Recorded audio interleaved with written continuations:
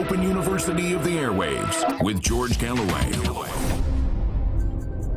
This show is dedicated to Mr. and Mrs. Julian Assange, married together today in chains in Belmarsh Jail. The bride, dressed by Vivienne Westwood, looked fantastic. How the groom looked, we'll never know, because the prison authorities refused permission for a wedding photograph. As Craig Murray put it, it's cruel, but it's also very pathetic. And though my religion precludes my speaking ill of the recently dead, I have to make exception for Madeleine Albright, who just passed away and is hopefully her way to the seventh circle in hell. And we'll be talking about the new McCarthyism. Even I am being proposed for exile in the Isle of Man. Little do they know, I've got friends in the Isle of Man. Had a wonderful holiday there as a teenager. And they've got the internet in the Isle of Man. But we'll be talking mainly about the war. We'll be talking about what's going to happen next in the war and in the uneasy peace that will follow. The ruble is strengthening rapidly on the back of the Russian president's declaration that he's prepared to continue selling gas to unfriendly countries, but they'll have to pay for it in rubles. Talk about lifting a huge stone and dropping it on your own feet. And Sergei and Alexander are back, at least on local radio, though someone said they were spotted on ITV, but who would know if you were on ITV? So, I'm George Galloway. You are a million-strong audience. If the last 4 consecutive shows are anything to go by, and this is the mother of all talk shows, the Open University of the Airwaves. Fasten your seatbelts. It's going to be a bumpy ride.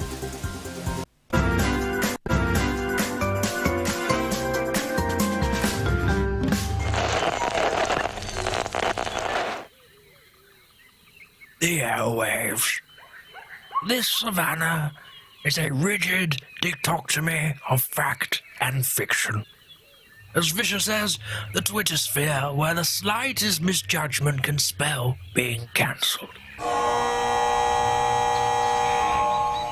One species rules over the airwaves through its ability to adapt and survive in even the harshest environments. The George Galloway.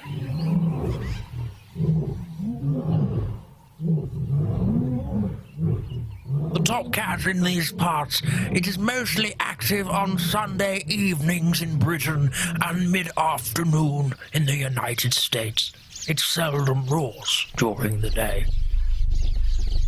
Most notable for its wide variety of headdress, it protects these parts from the mainstream media. You can catch this fine specimen on the mother of all talk shows. Don't pick a fight with it. They've been known to bite back.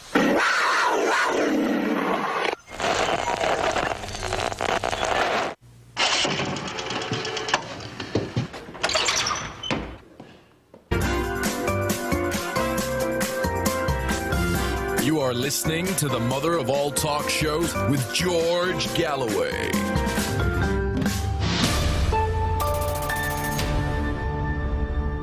Curious about our curriculum? Have something to say? Then call us now to join the debate on the mother of all talk shows. The only education you can get for free.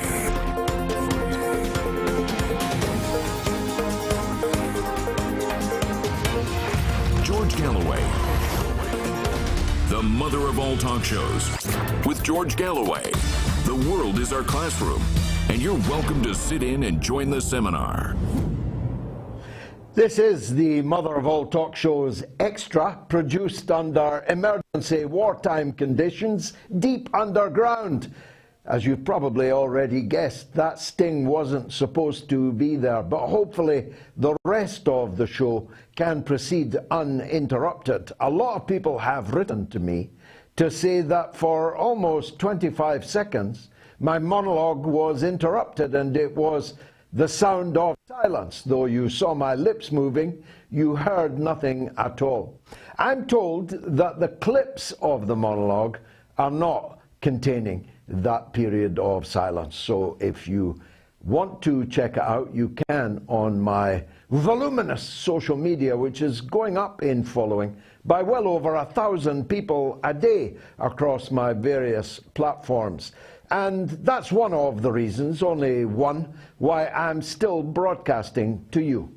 Now, the Honourable Craig Murray, former British ambassador to Uzbekistan, was invited as a guest at the wedding in Belmarsh Prison today, not since the Ballad of Reading Jail and Oscar Wilde's momentous piece of work from there, has a jail wedding been looked forward to by more people around the world, as I'm sure it was to the bride and groom. The bride looked ravishing when she arrived at the prison, dressed by Vivienne Westwood, but we were unable to see what Julian looked like because no photographs of the wedding were permitted. Imagine, no wedding photographs. Now, I have severe doubts as to the legality of the way that the prisoner, Julian Assange, has been handled throughout all of this period when he's been held in a maximum security jail, accused of nothing in Britain, guilty of nothing in Britain, merely held there pending extradition proceedings. I highly doubt whether it can possibly have been legal to ban the guests of the prisoner, an untried, unconvicted prisoner in Belmarsh Prison. I have severe doubts as to whether the ban on a wedding photograph was legal. I'm not a lawyer, and I'm certainly not Julian Assange's lawyer. But I do pray to God that he blesses the union of Mr. and Mrs. Assange forever, and that they can hold hands freely and walk in fields of gold. And I am dedicating this show tonight to them and to their children, who have been cruelly separated from their father for all of these years, and if the courts so decide, will possibly never kiss their father's face again. Just think about that. Now, as I said in the beginning, it's against my religion to speak ill of the recently dead, but every now and again a demise comes along that simply forces one to break that heavenly protocol, and this is one of them. The mass killer, Madeleine Albright, the Secretary of State and Ambassador to the United Nations in the Clinton administration in the 1990s, is one of those exceptions. Madeleine Albright was a mass killer, and she justified the mass murder of, at that time, more than 500,000 Iraqi children who died oftentimes before they even knew that they were Iraqis, but who died for no other reason than that they had been born Iraqis in that unfortunate time. 500,000, asked Leslie Stahl of ABC News of Madeleine Albright.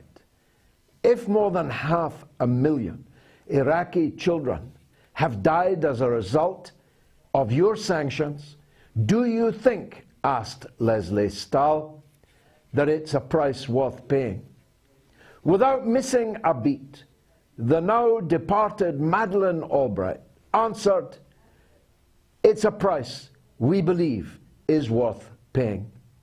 Damned from her own lips on the judgment day, forever surely. If there is a judgment day, as I believe that there is for all of us, then surely she is on her way to hell. She was also the bomber of Yugoslavia. In fact, the anniversary of her bombing of Yugoslavia is imminent, and that she has passed away before that anniversary will be seen as particularly significant for the people of Belgrade, bombed for 89 days by the Clinton administration and the administration of Tony Blair. There are other big stories, of course, in the news. We talked about the McCarthyism that is abroad earlier. Well, a local radio station star by the name of Julia Hartley Brewer said on Twitter today, by retweeting a call, that I should be interned in the Isle of Man. This is how fragile civil society in Western countries is right now, and arguably has been for the last couple of years. Dissident voices that they all told us, in the words of Voltaire, that they completely disagreed with us, but they would die for our right to say what we think, have been completely shredded. First it was the vaccine mandates. Then it was the querulous voices raised about the efficacy of the vaccinations on the coronavirus. And now it is the war.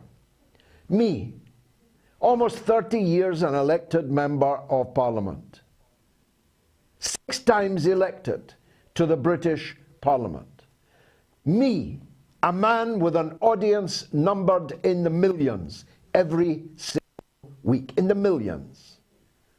Me with 2 million followers on social media. I should be exiled, interned in a camp in the Isle of Man.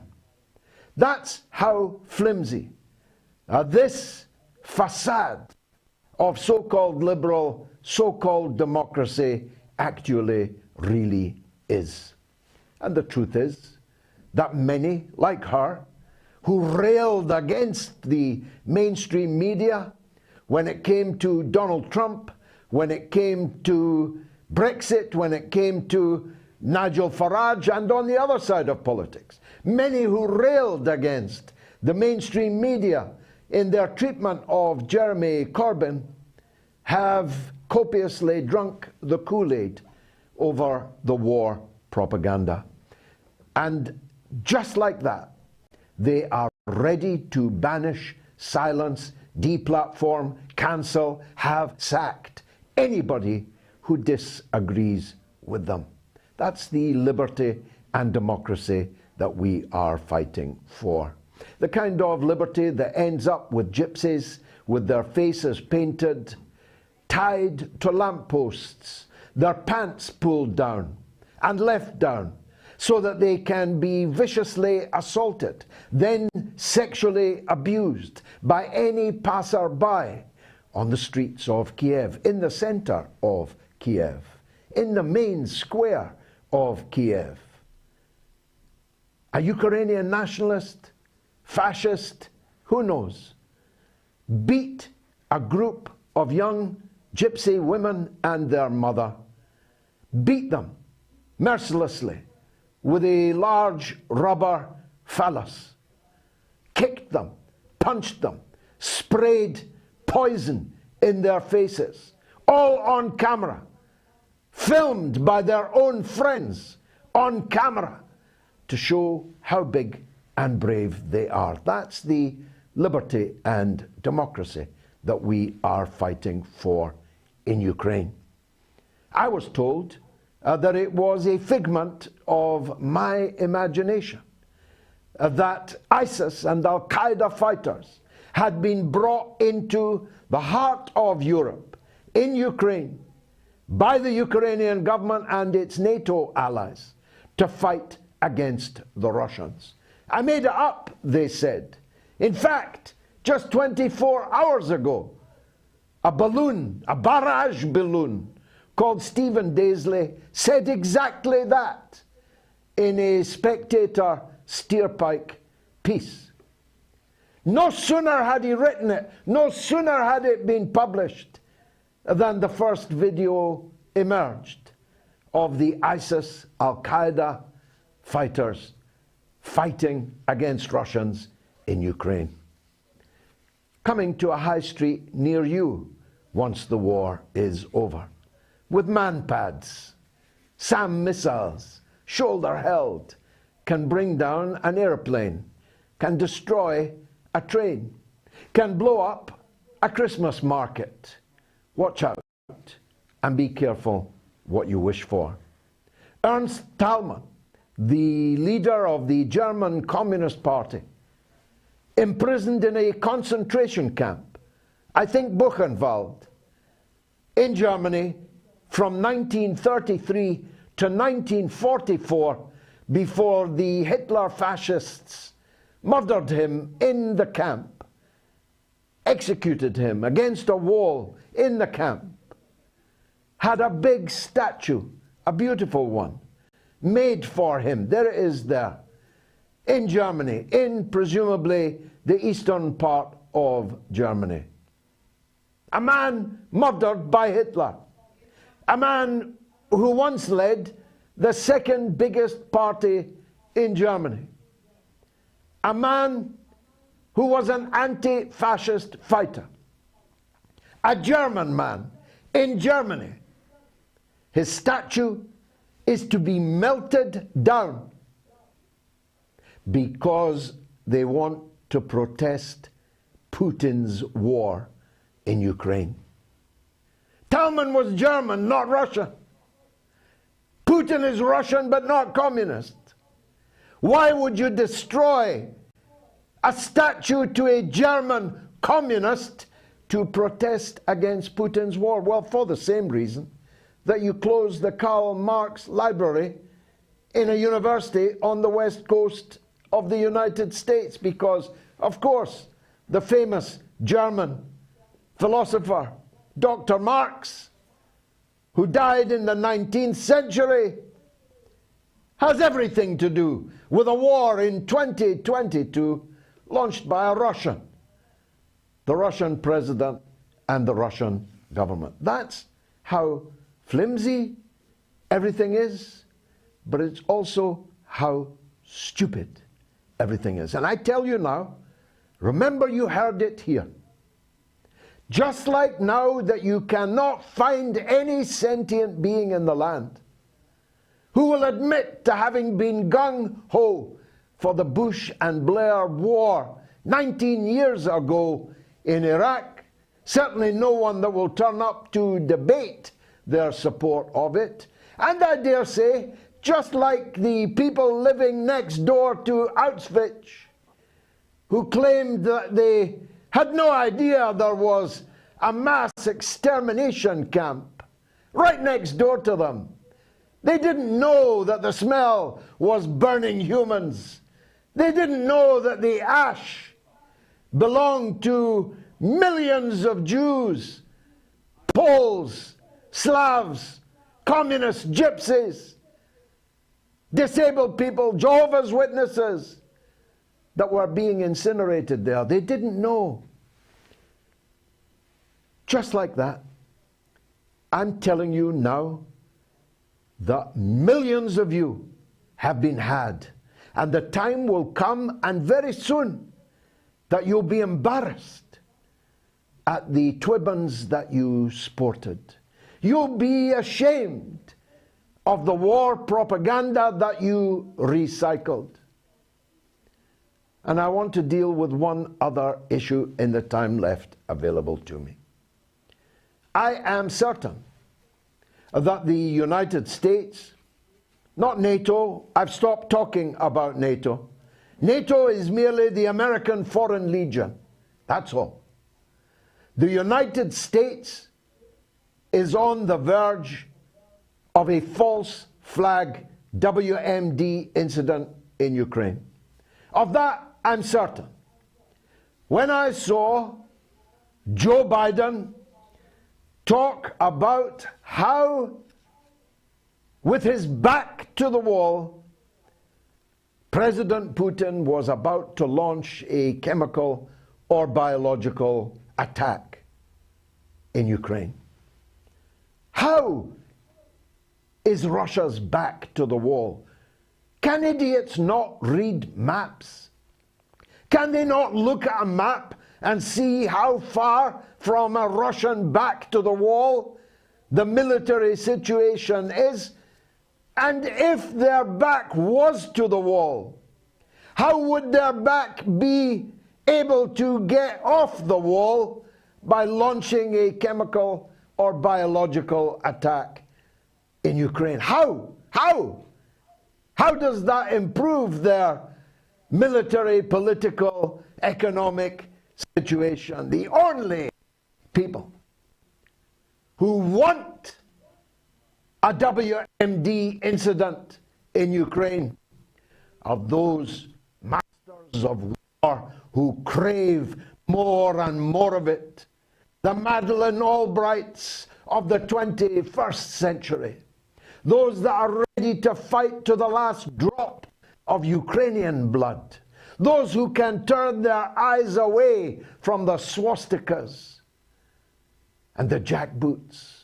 Those who can turn their eyes away from the gypsies strapped to lampposts being mercilessly tortured and sexually abused. Those who averted their eyes from Babi Yar when thousands of Jews were murdered mercilessly by the Nazis and their Ukrainian allies, led by the man whose banner flies aloft, that blue and yellow flag that you, poor fools, have been worshipping.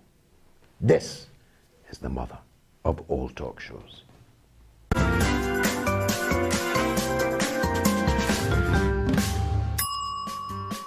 Peter says the Afghan people have lost, George. I thought you were better than this, to be honest. Give me a call, Peter. Tell me what you mean. And Oliver says, for some reason, George was on the jihadist side when it came to Yugoslavia. And that's the reason I will never trust him.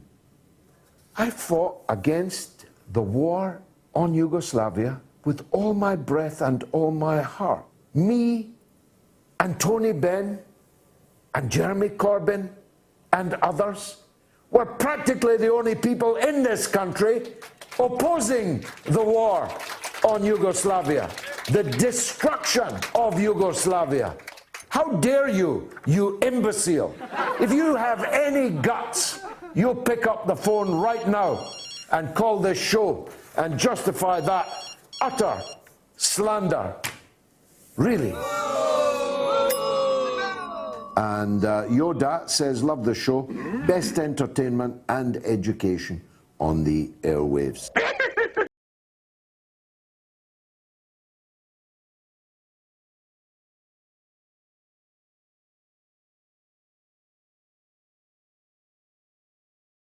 Ignition. Liftoff. Liftoff. 30 minutes after the hour.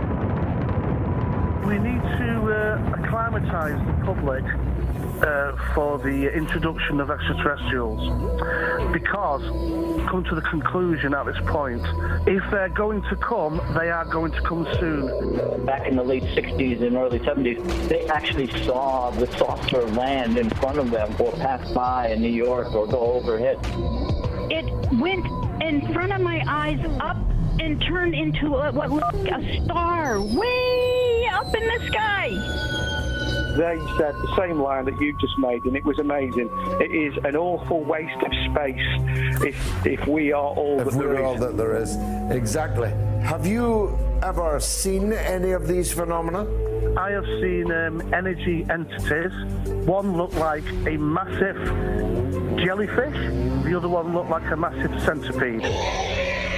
Well, you had me up to that point. Now I just think you're stark raving mad. You are listening to the mother of all talk shows with George Galloway.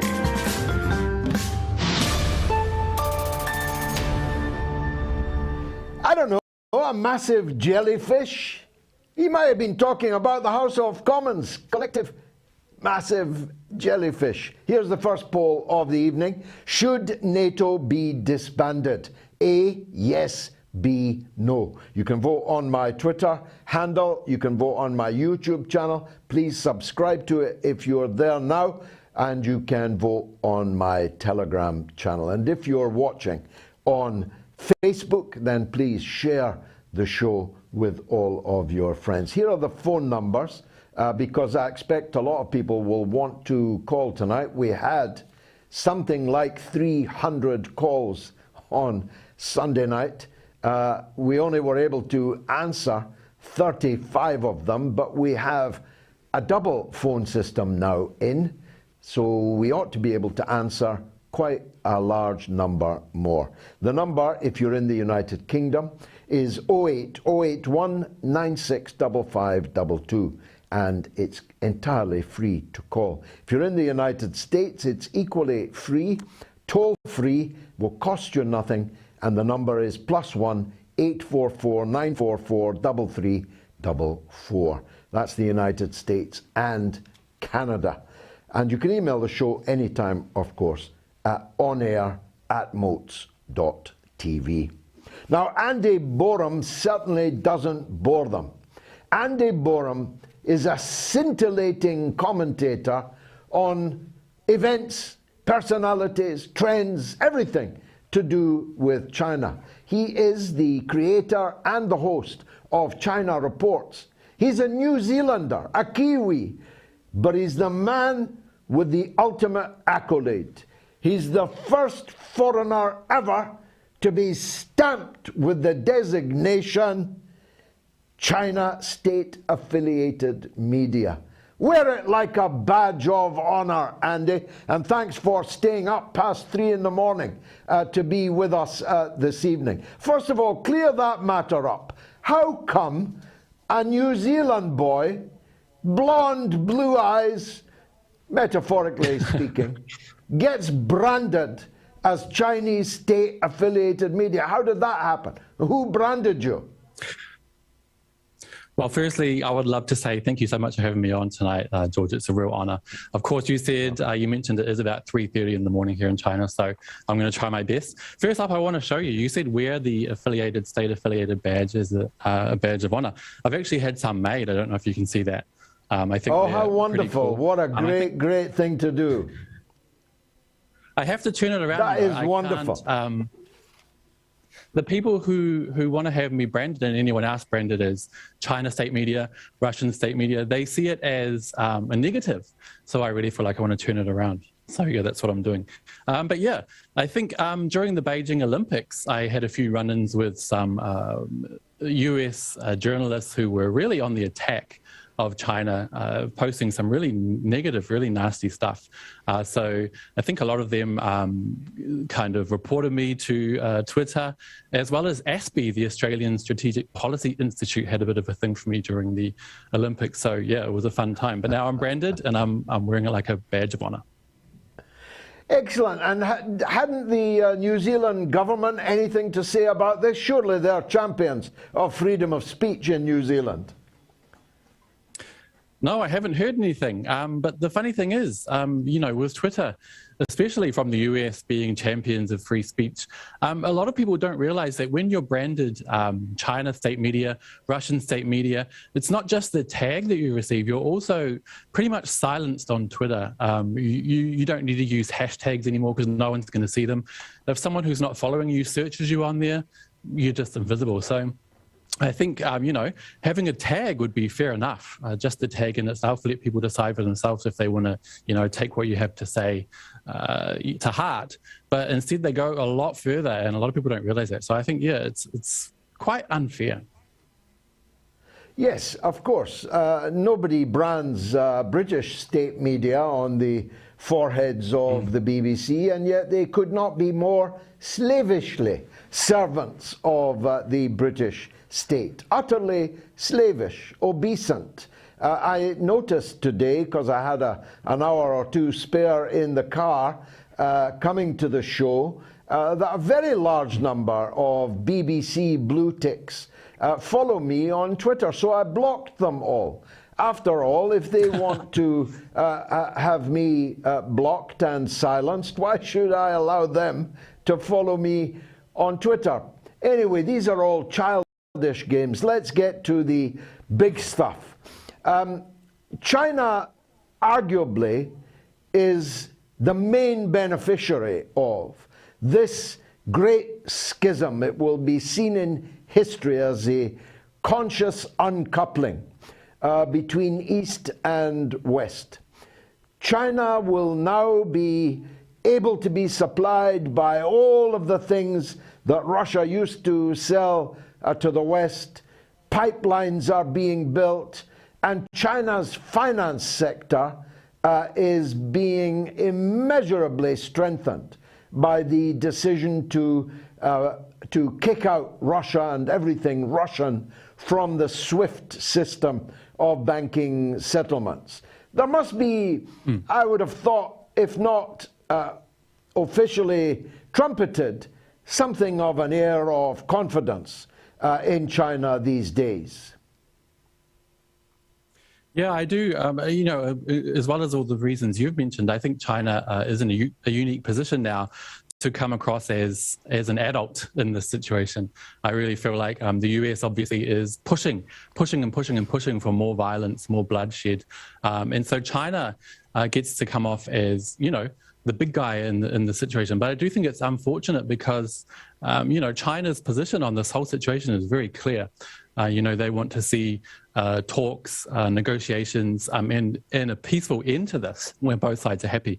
But of course, that message is quite hard to get out with the US and Western media in general having a real monopoly on information. So I think we've got to keep pushing, but there's a lot for China to benefit here, as you called it, a schism. I do really think this is a decoupling, and it's a time for us to really march forward with a more multipolar world. And I think the US is really feeling that pressure. That's why they're trying to call everybody up and being rejected by a lot of world leaders. I think it's not only us that see this happening, it's also the US. So I think that's a great thing. But you know, it was funny, but tragic, to see the Biden administration kowtowing to the government of Venezuela, whom they had blackguarded and sanctioned and isolated and sent mercenaries in to murder the president and so on, but to have to turn up to that same government whom they de-recognized years ago and plucked an imposter, Juan Guaido, off the street and said, that man there is the president. Then gave him billions of dollars worth of Venezuela's sovereign funds and gold from around the world. That was kind of funny. But when I saw Blinken and his underlings warning China before the big meeting with China in the last few days, about what they must do, I couldn't help but think of the words of Deng Xiaoping delivered to the British when they were griping about the imminent arrangements for Hong Kong. He said the days when China can be ordered around by foreigners is gone. They don't seem to realize that openly threatening China, sending your warships off the coast of China, stuffing Taiwan full of weapons, seeking to establish a chain of military bases around what they call the Indo-Pacific, is the last possible way to persuade China to do what the West would like.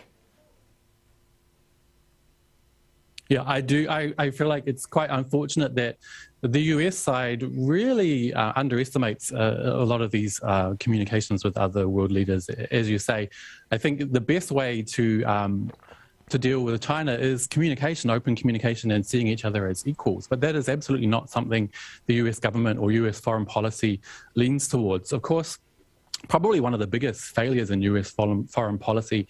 And a lot of the belief of many average Americans is that the US is morally righteous, is good. They really feel deep down to the core fundamentally that anything they push for is the right way, is the good way. And they just can't understand when it doesn't work out, and they can't understand when people don't agree with them, when countries don't agree with them. So I think it's really unfortunate. I think the Biden administration and any future administration in the US is going to need to work really hard to understand that dynamic and really start seeing other world powers, especially China, on a level playing field. I think that's the only way we're going to move forward. And I think they need to come to terms with the fact that the world is moving to more of a multipolar kind of situation. And the days of the US as the world policeman or as the world bully, as I would like to see, are really numbered, I think. The way in which they conduct their international relations belies the change that there has been. The rise of China economically and militarily and in many other ways. The rise back again of Russia. They loved Russia when it was lying drunk on the floor in the Yeltsin era and everyone could pick its pockets, but they hate the new Russia, which is literally hypersonic and well able to fight them if they want to have a fight.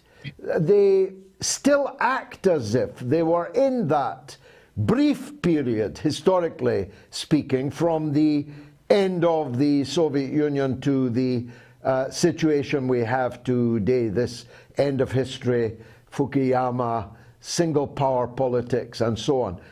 It's like they hadn't caught up. Or is it just an inherent arrogance, this American exceptionalism? I think it is an inherent and fundamental arrogance. I think somebody called it the myth of American exceptionalism, because it really is a myth. A lot of, not just US foreign policy, but like I said before, very average Americans really feel fundamentally that they are exceptional, that they are the be all and end all, that everything, they stand for, their democracy, their system of, everything is the way that everyone else in the world needs to be. They really want to export and have been trying to export, and successfully in some cases, exporting their own systems around the world. But I think that's really coming to an end, and I really feel like they need to start realizing that, because it's going to get more and more dangerous. Not only us from the outside looking at the US can see that, the empire is falling, but I think they're starting to see it themselves. And I don't feel like they're going to, move back peacefully. I think it could get a lot more dangerous. And we're seeing that today with, the situation with Ukraine and Russia. They're also pushing for, armed conflict between China and Taiwan. It's really a scary time. So I really feel like we need to try to change people's thinking, try to communicate more, and try to make this shift happen in a more peaceful way. Before, when we were shifting from, the UK, when the UK was the world power, to the US, it switched a lot more peacefully, because there was that cultural affinity, English speakers, Anglo-Saxons. Now that switch is happening to, big scary China, big scary India, big scary Russia, people who don't necessarily share the same systems, the same beliefs. It's looking scary, but I really hope we can move forward in a peaceful manner. I'm really crossing my fingers. Now, although they call you China state media, we both know that you don't speak for China, and you don't have to speak for China. So let me ask you a slightly difficult question. The one bone of contention I can see in this new Eurasian future is the differences between China and India. This will have to be bridged. The quarrel between these two countries, which has frequently erupted into war, and even quite recently unarmed war, these are not sufficient casus belli to stand in the way of these great new developments. What thinking do you think is going on in China about how to resolve their differences with India? Well, I think, like you said, that's a really tough question. I wouldn't like to hazard a guess as to what the thinking is in China. But me personally, I really feel like both sides would love to move past the situation. Obviously, a big part of it is land disputes between India and China. And both sides really don't feel like budging. But I think it's a real shame and a lost opportunity because, like you said, India and China, two really great powers, two civilizational powers that have long histories, much longer than the West, much longer than the US, that could really be a force for real good and you know, to shape the future world, the Asian century. So me personally, like you said, I don't speak for China. I would love to see them somehow overcome this. It seems like a really small issue, but I think it is a huge issue between both sides. I think they've each pushed for concessions. None of it's really worked out. But I think now would be a time in the current situation to really get together and butt heads and try and figure something out.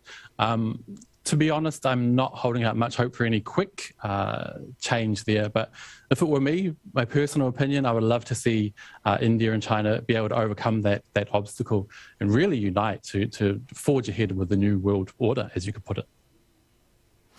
Andy Boreham, go and get some well-deserved sleep. Thanks for staying up so late to join us on the mother of all talk shows. Should NATO be disbanded? Well, on Twitter, A, yes, 73%, B, no, 23%.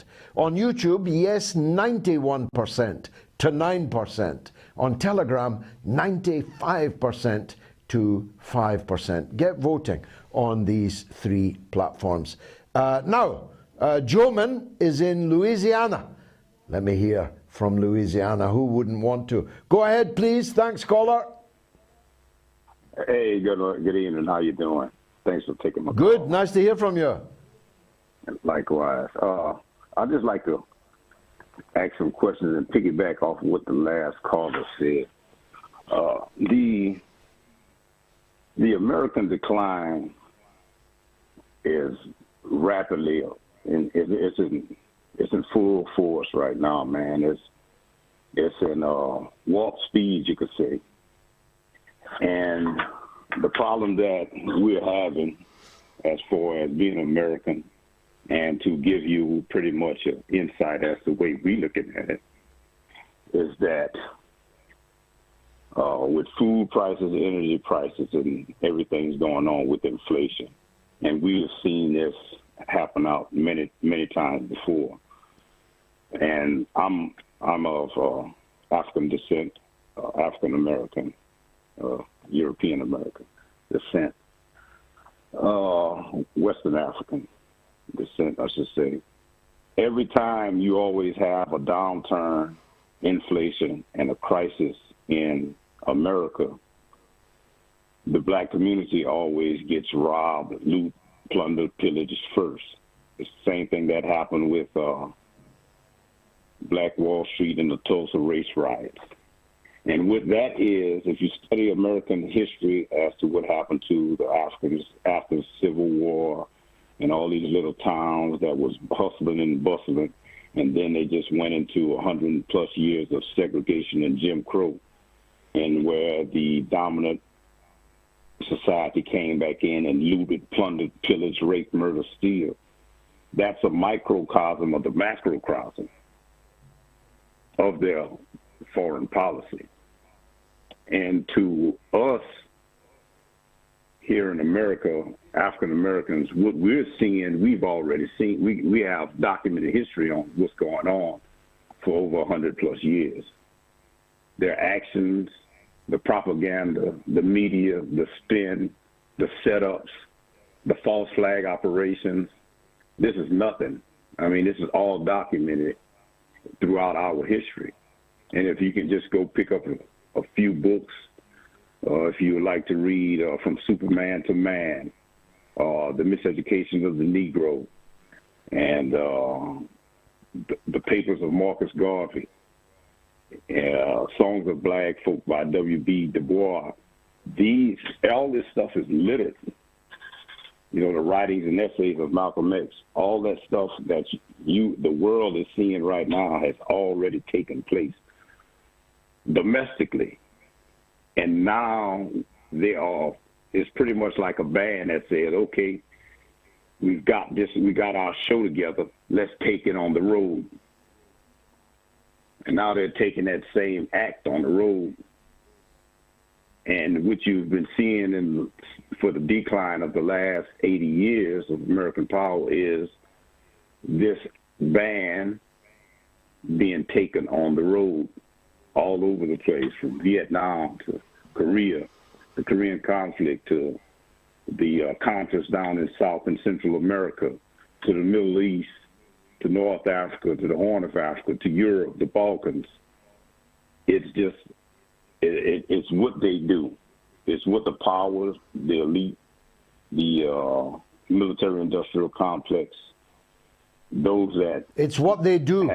I've got to tell you, that was a stunningly brilliant call. I'm really glad that you made it. You're a wise man in Louisiana. Thank you very much indeed. Shall I go to the next call? It's Lalo in Texas, if he's there. Lalo, go ahead. Lalo, good evening, sir. Yeah, go on. Right here. How you doing? Man, I love your show. I love your show.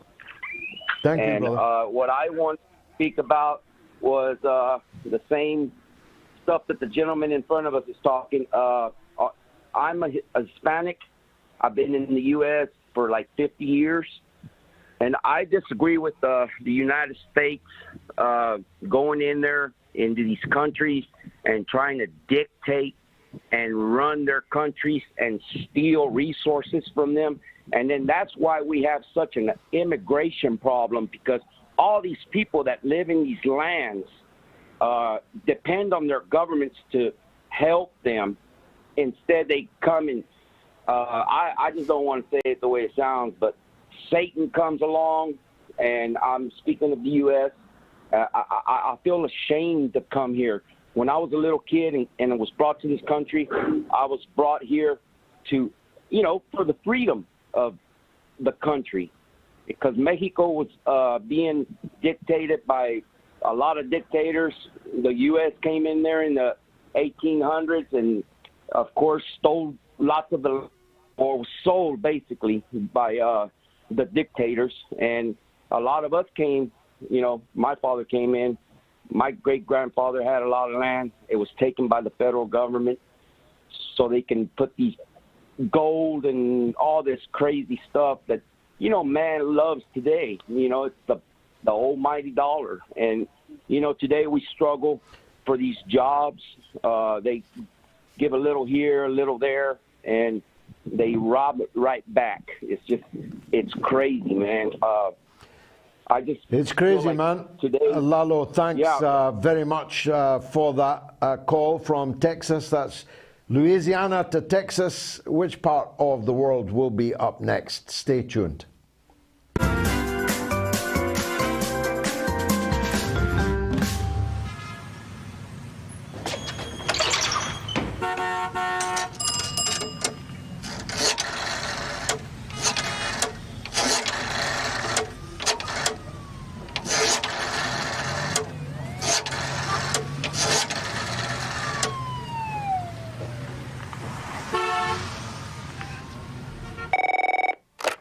Hi, George. The deep state, we mentioned it before. So rather than fear-mongering that everything is going on at the moment with the COVID, the wars, blah, blah, blah, why aren't we all addressing the deep state rather than this fear-mongering that's going over and over again? How do you address it? What I'm trying to get across, and hopefully your listeners will understand this, there is a deep state at work, and you know that. Everybody knows that. That's a statement of the bleeding obvious. So what? Oh, so let's do something about that rather than rushing and rolling about the. Give us a lead. Be our leader. Be our leader, Del. Who are the deep states? Yeah. Oh, what a brilliant question. Those that are all over us. And what should we do about them? We should make them accountable. I'm just trying to work out whether you're in the territory of shape-shifting lizards, or you're talking about MI5 and MI6. Please don't turn it into a circus, George. You know full well what's going on, and please don't. I do. I'm just struggling to get from you what it is we should be doing about them. What should I do about MI5 and MI6, and how should I do it? Just stand up and go, there's something inherently wrong here. And there's something really wrong here. There you are. I've sorted it. I've sorted it, Del. Thanks for the call. You are listening to the mother of all talk shows with George Galloway.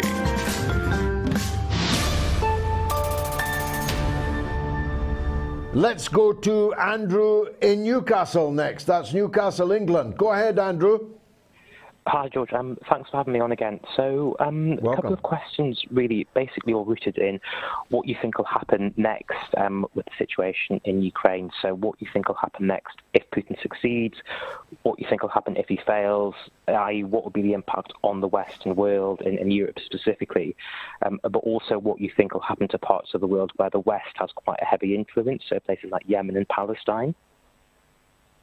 Well, the prospect of failure for Russia does not exist. It cannot possibly be allowed to fail. And a country with armed forces in the millions and with a fearsome array of even conventional weaponry, never mind tactical, intermediate and intercontinental nuclear power cannot be defeated, and it will not be defeated in its own front porch.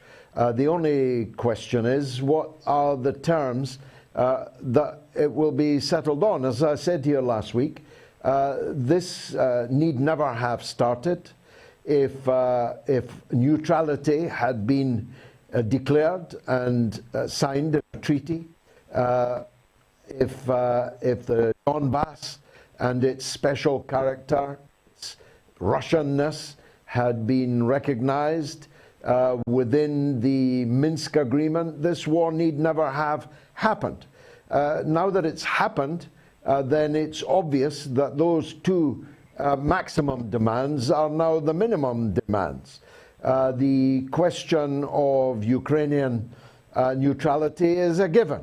It will either be signed in an agreement, or it will be imposed by military victory. There is no other outcome that is possible from this conflict. It's just a great pity that it took a war to get here, when there was no need for it to do. I've said many times, let me say it again, I did not expect this war. I did not want this war. It didn't have to be this way.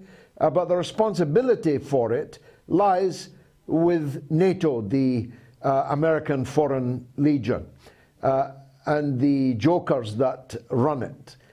Jens Stoltenberg. Ever heard of him, anyone? Any of you ever vote for him? But he has successfully taken our economy and our country to the verge of economic disaster as a result of the brinksmanship that he played.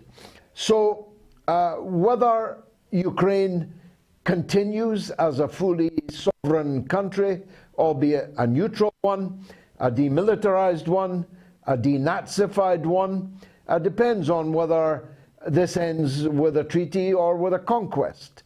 If it ends with a conquest, then all kinds of things will begin to be possible. The entire eastern part of the Ukraine, up to the river Dnieper, may very well be absorbed in these people's republics.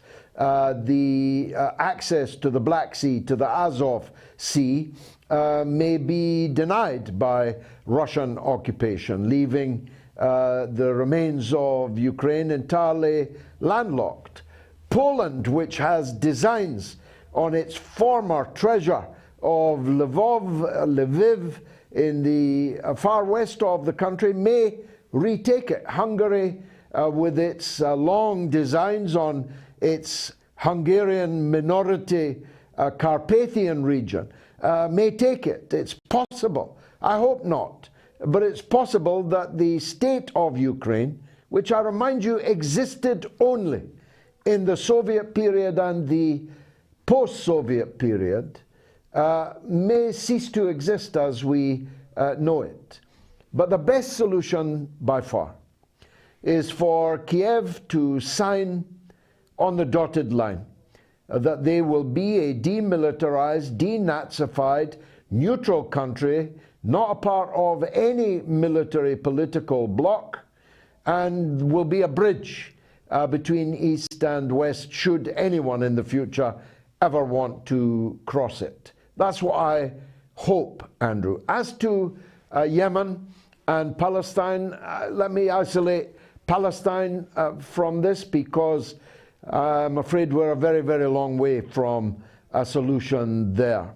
But the Yemen conflict can be resolved, and with Russia's new strength, its new importance in the world, the direction of travel of Saudi Arabia towards accepting Chinese currency for its oil, for example, in RMB, in abstaining at the United Nations, despite all the US bullying and browbeating, it's perfectly possible that Russia could broker a settlement in Yemen and bring that mass murder in Yemen to a close. Last word to you, Andrew. So yeah, you mentioned Yemen there. Do you think Russia would be, and sorry if you've covered this before, this is a basic question, do you think Russia would be incentivized to end the Saudi Arabia-Yemen conflict? I think that Russia is already massively important in the Middle East, more important than it ever was in the time of the Soviet Union. In the time of the Soviet Union, you'd never have had the kings of Arabia beating a path to Moscow, laying out red carpets for Russian leaders, abstaining on US condemnations of Russia, and so on. RT Arabic is the biggest television station in the Arab world. Imagine. So Russia's prestige in the Arab world, all parts of it, is very, very high. And having stood up to American power and defeated American power in Ukraine, I think that all kinds of new roles for Russia in the Arab world, in the Muslim world, will open up. Andrew, thanks very much for that call. Leon says, just saying, continue with the good job. Here in Kenya, I appreciate your show. The mainstream media are not showing the facts on matters Ukrainian. Your show is very illuminating. Thanks, Leon. And Ganzakan says, dear Mr. Galloway, greetings from Serbia. Greeting to you in Serbia. Great people.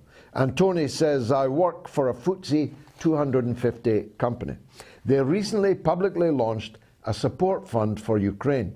When I discovered their stance on Russian sanctions, I innocently posted a lips sealed emoji.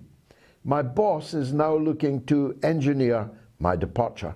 The Western world has gone mad. Well, parts of it have, Tony, I must say, but not all of it. When you think of the level of this hysteria, its traction down on the street is now well past peak, well past it. And as the prices rise and the economy suffers, then our government are going to be held to account for the madness of their foreign policy towards Russia. Let's hear from Anthony in the Midlands. Go ahead, Anthony. Good evening, George. Hope you're well. Very well, sir. Thanks for the call.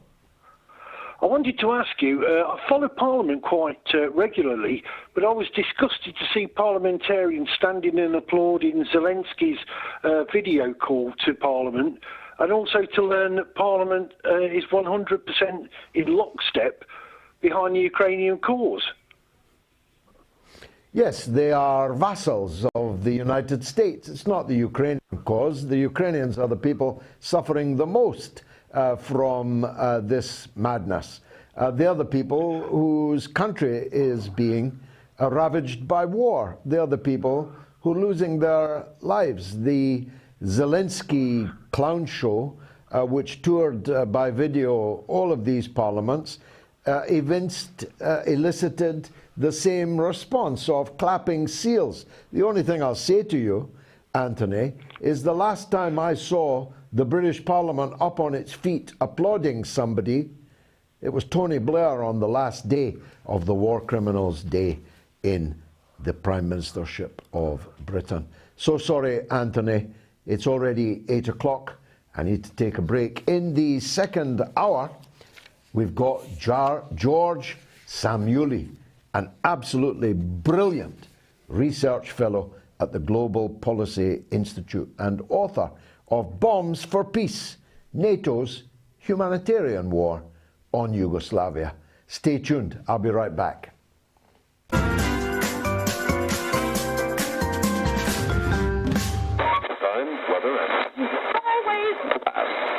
Let's play a game and I'll ask you yes or no questions. Ready? Okay then.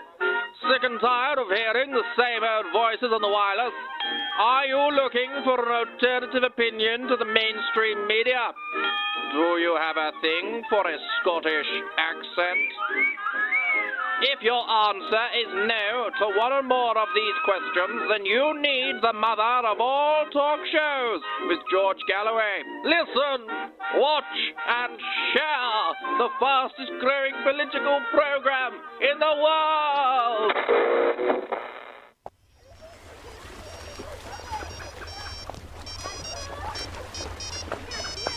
It's for you, sir. Where's the cheese pizza, Robinson? Come on, what are the public paying you for? Oh, and get another virgin colada while you're there. There's a good chap. Oh, who's ringing the old burner phone? Hello? How did you get this number, Galloway? No, that's impossible. I can't possibly fly to New York. Why?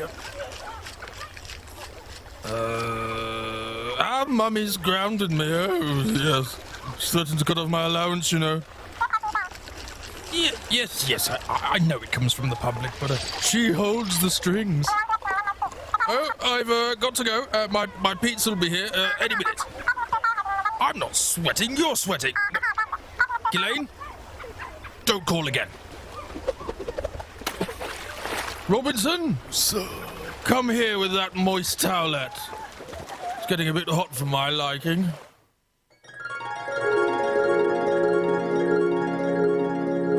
Here? Where am I? Welcome to St. Peter's Gate, my son. Is this one of that Hillary's tricks, that devil? Be still, my son. The Clintons cannot hurt you here. You are safe with me in heaven. Oh, heck. Knew I shouldn't have taken Bob's homemade vaccine. Oh, Lord have mercy. I am not worthy. Before you pass on, you may ask any question you desire. Anything? With my omniscient knowledge, I can tell you anything you wish to know. Well, Lord, you gotta tell me. All-powerful creator of this universe, before you judge me, I've been searching for answers my whole life. Yes, my child. I have to know, who shot JFK? Another one. It was a lone gunman by the name of Lee Harvey Oswald. He was not a government agent, and there was no second shooter on that grassy knoll in Dallas. My God! This goes higher up than we thought! You are listening to the mother of all talk shows with George Galloway.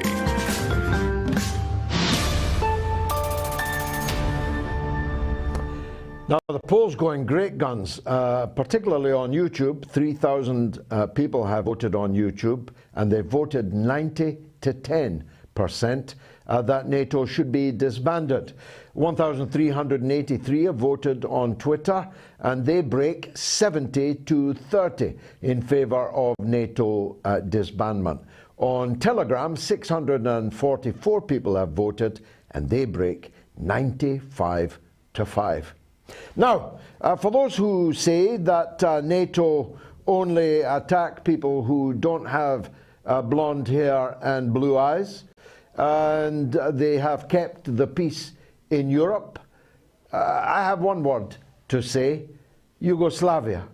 The ruthless bombardment of Yugoslavia, its breakup, the savage bombing for months of the European capital, Belgrade, appears to have been forgotten by a very large number of people. Perhaps it's willful forgetfulness, but either way, they are shocked when they are forced to confront the facts. And no one has made them confront those facts more eloquently than my next guest. George Szamuely is, as I say, the author of Bombs for Peace, NATO's humanitarian war on Yugoslavia. And he joins me now. George, thank you for being with us. Some say there's no God. Some say there's no God. But the demise of Madeleine Albright on the eve of the anniversary of the savage assault on that European capital is particularly piquant, is it not? Very piquant. I can't say that exactly a very sad day today. And as you say, that bombing of Yugoslavia went on for 11 weeks, every single day for 11 weeks, 78 days. And what triggered that bombing? There was an agreement, a so-called agreement at Rambouillet. There was no real agreement at all. It was just simply a diktat that was issued to the Serbs that they had better comply with this agreement, because if they didn't comply with this agreement, then they would be bombed. And now the Serbs knew that they were walking into a trap, so they complied with a large part of it. But there was one sticking point, which was an uncontrolled, unrestricted flow of NATO forces throughout Yugoslavia, and that they would enjoy total immunity from everything in Yugoslavia. They balked at that. However, NATO kept that very quiet. No one really knew that that was the issue on which the Serbs said no. And instead they said, oh, the Serbs are so horrible, they refused to come to a very good agreement. As I say, it wasn't even any kind of agreement. And then they launched their bombing campaign. And it just went on, and there was just no stopping it. So that, as you say, George, is completely forgotten. So just become ancient history. Yes, it is amazing how quickly something is designated ancient history. This was, of course, in 1999.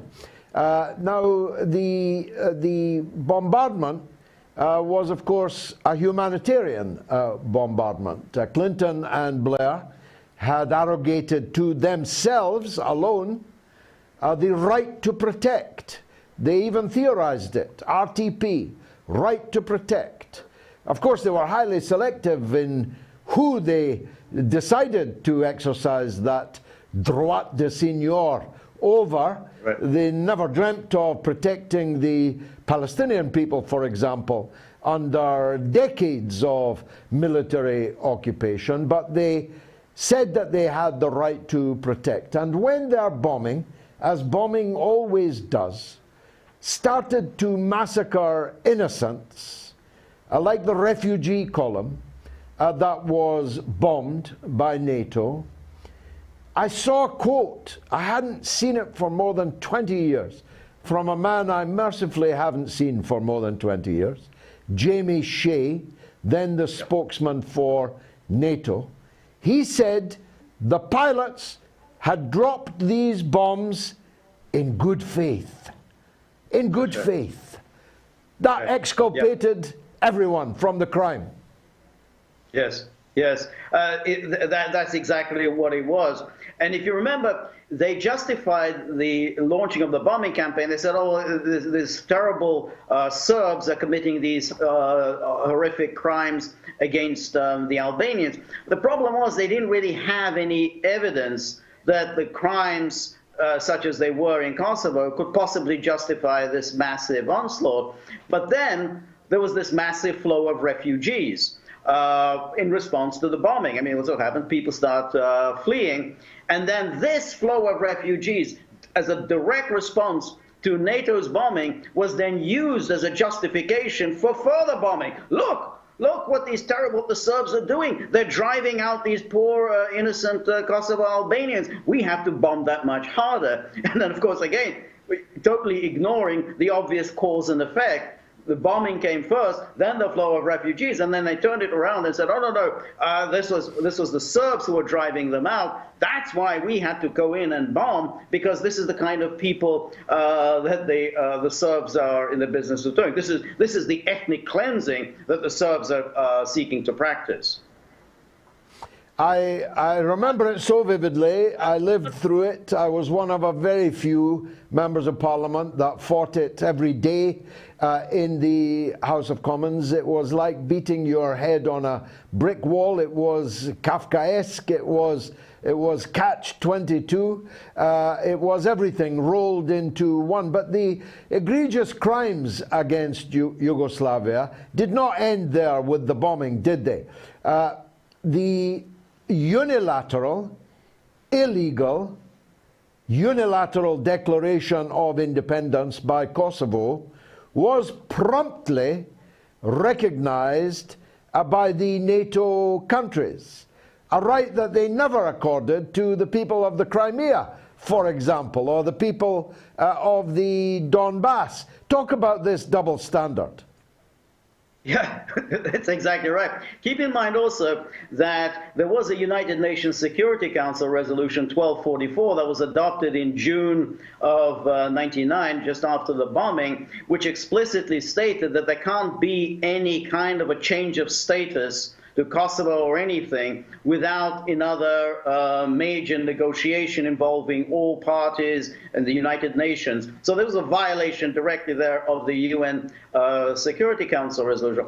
But that's exactly, you hit the nail on the head with George, because of course, even before that, during the breakup of Yugoslavia, which took place in 1991, 1992, the NATO powers, the Western powers, rushed to recognize obvious illegal secessions. I mean, the secession of Croatia and Slovenia had been taken in violation of the decrees of the Yugoslav Constitutional Court. And this wasn't a Serb Constitutional Court. This was a Yugoslav Constitutional Court. It had 8 judges, each judge representing a specific republic, Yugoslavia, and the 2 autonomous provinces of Serbia. So 8 judges in the of the Yugoslavia Constitutional Court had ruled those secessions illegal. Nonetheless, the NATO powers rushed to recognize them, and then,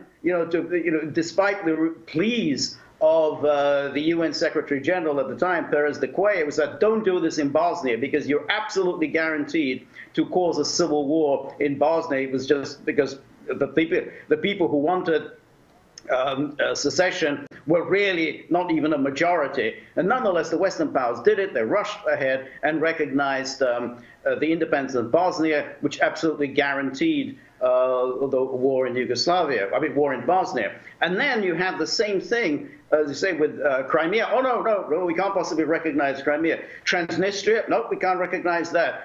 South Ossetia and Abkhazia, no. So you see what the standards are here. If they think a breakup is to the advantage of the NATO powers, they go ahead and recognize the breakup. If they think a breakup is not to the advantage of the NATO powers, then it's absolutely illegal, unconstitutional. This is just Putin up to his dirty tricks. So there's absolutely no principle here at all, other than what's in the short-term expedient interest of the West.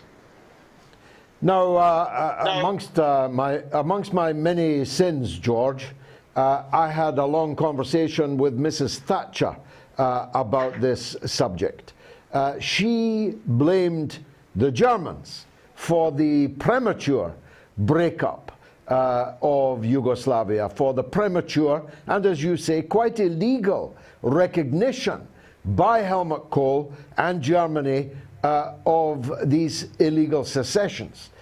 I mention it because, not to name drop, because I'm a bit embarrassed that I had a long conversation with Margaret Thatcher, but the situation that we now have is that Germany is back. What could possibly go wrong? There's going to be a European army with a German corps. We've got the Iron Cross on military vehicles in Ukraine for the first time since they were chased out at the Battle of Kursk. Some fools demand more military spending and more military swashbuckling by Germany. I don't know about you, I'm older than you, but it doesn't half make my blood run cold. Achtung and Schnell are not words that I want to hear piercing the night in Europe in the 21st century. Yeah, well, it's very interesting because Germany played its hands very, very cleverly. They've kind of, hidden behind the European Union, behind this whole very bland, friendly, kind of cheerful exterior. But remember what they did in the case of Yugoslavia. That wasn't just simply an oversight. This was the first act that Germany did after becoming unified, just within a few months of reunification, after all the promises that Helmut Kohl made to everybody that, henceforth, only peace will emanate from German soil. Never again will Germany engage in any of the terrible things of the past. Boom! They move in. Where? Yugoslavia, where they have a long track record of playing off the various nations and nationalities off against each other. And again, whom did they back? Well, their very allies in World War II. Whom did they demonize? Their enemies in 2 world wars, the Serbs. So now we come to Ukraine. Well, who created Ukraine?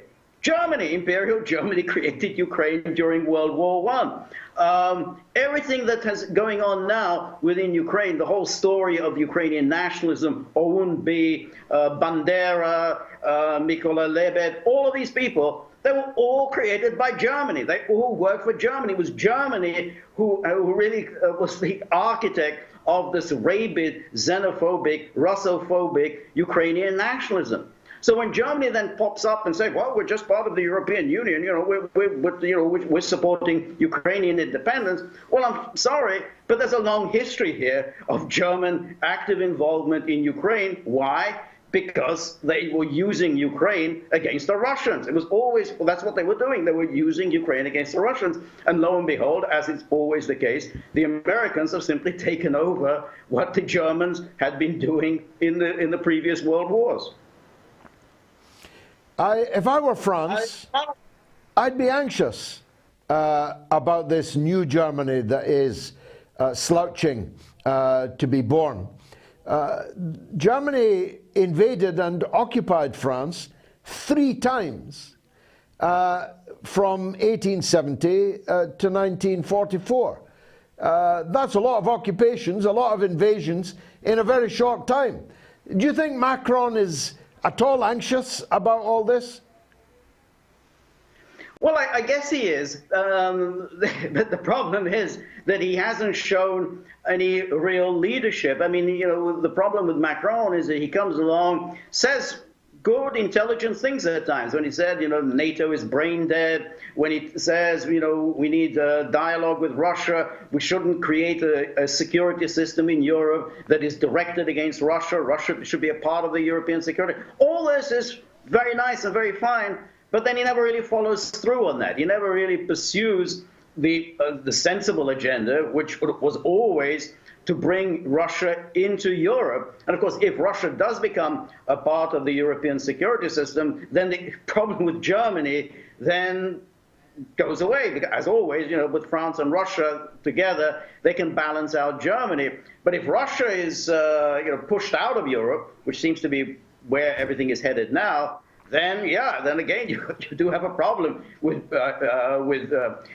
Olaf Scholz or Sergeant Schultz, promising to massively increase German military spending. Yeah, then that becomes a problem. Who exactly is going to balance out Germany? Well, maybe the French will have to turn to us again, George. That would be, again, particularly piquant. Lastly,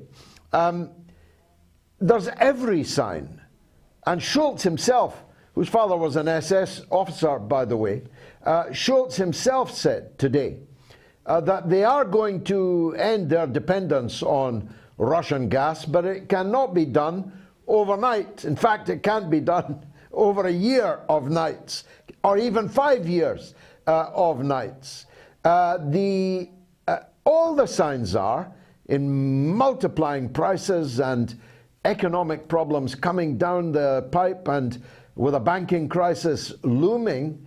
Putin said today that the West has defaulted on Russia by freezing Russian central bank assets. In days to come, the consequences of that will become very much clearer. All the signs are that all this activity has been to drop a large stone on our own feet, isn't it?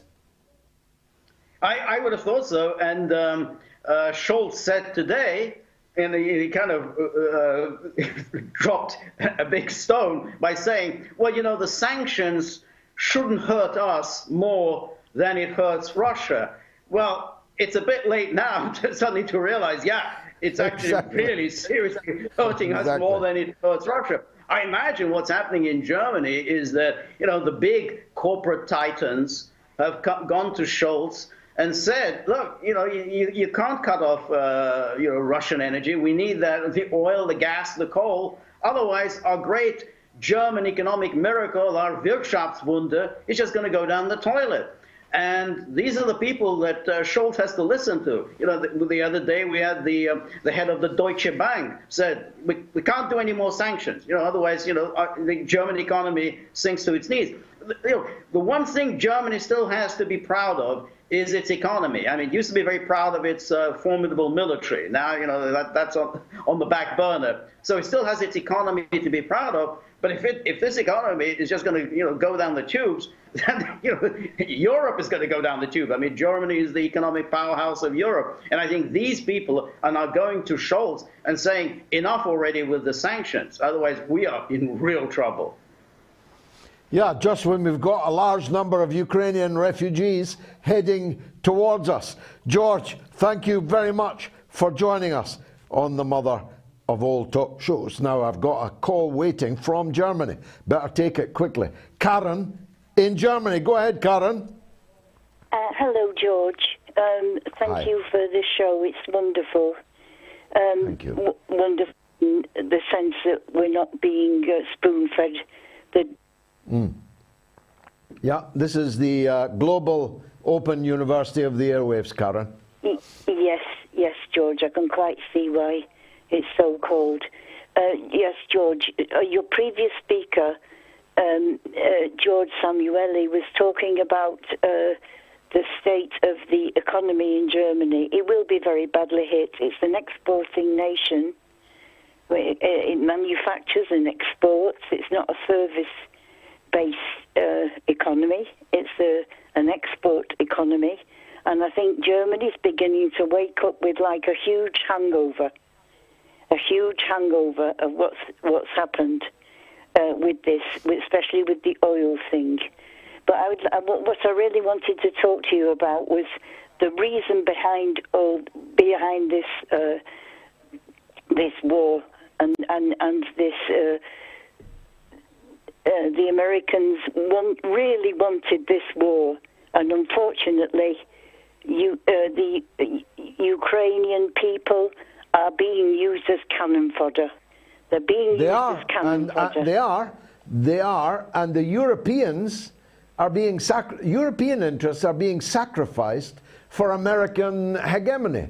I mean, how stupid are the Europeans to allow that? And we would think that now, in the 21st century, we're living in a multipolar world where there's not just this American hegemony anymore. It's all these countries, China, India, Russia, together, these countries are forming a front against this attack. They're forming a front, and it's gathering momentum. It's gathering momentum. And I think my big fear is, as you mentioned before, this false flag operation. That's my biggest fear at the moment. Yeah. But It is mine. It is mine. Yeah. Yeah, and my second fear is, I heard that Biden is putting Taiwan on the agenda when he comes to Europe in a few days. I think it's early next week. When he comes here, Taiwan is on the agenda to be discussed. It's unbelievable. Talk about picking two fights at the same time. Hey, we can handle it. We couldn't handle the men on bicycles and sandals in Afghanistan, but hey, we can handle Russia and China. Before I let you go, Karen, let me ask you a question, if I may. I'm not going to ask where in Germany you are, but do you have any sense of public opinion as opposed to the official trumpets? Your neighbours, your workmates. Are people anxious about what this is going to do to Germany? Well, I'm in the teaching profession, and I teach. It's a multilingual class that I teach. I've got Russian students who are absolutely scared to death and in fear. They can't. And graffiti has appeared here on the walls with against Russians. I live in predominantly. It's a very multi-racial area. And the Russian students are frightened because shops have been attacked here. And the propaganda here, I don't know because I'm not in Britain, but the propaganda here is quite strong. It's quite strong. It's frightening, actually. It's really terrifying. And people in general don't talk about it. They won't talk about it. It's like a clamming up, if you like. People are afraid, you know. They're afraid. I think they're afraid. When I say afraid to speak about it.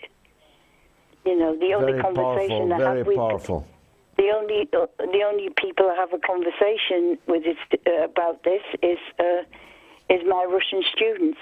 You know, my Russian students.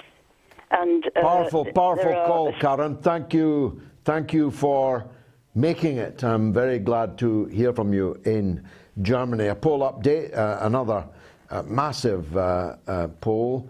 Almost 6,000 people have voted overwhelmingly that NATO should be disbanded. So people are not as stupid as the government would like them to be. Should I read some social media? May I? Because I'm way behind. Ian in France says, I feel sorry for the normal people in Ukraine, but this was coming from a long time back. It's amazing how many people think Putin bad, Ukraine good. They also have no interest in the Minsk agreements or how they have been lied to from the start. And Chris Strange says, no, NATO might be flawed, but it actually has prevented a full-scale world war so far. It's also stopping Putin from using chemical weapons or nukes in Ukraine. This is why he's trying to set up a false flag to justify their use. Without NATO, he wouldn't need to bother. That's from Chris, well-named Chris Strange. And Volker says the disbanding of the North Atlantic American terrorist organization is more than 30 years overdue. Adish says, I voted no to abolition because they should not just be let off that easily. NATO should be made to pay reparations first and then disbanded. And Lauros says disband NATO, build a new not-for-profit pan-European security architecture, which includes every European country and excludes the US empire. Nationalizing arms manufacturers would be a good idea too. No more war as business. Well, after the break, calls from San Diego and Edinburgh. What's not to love? Be right back.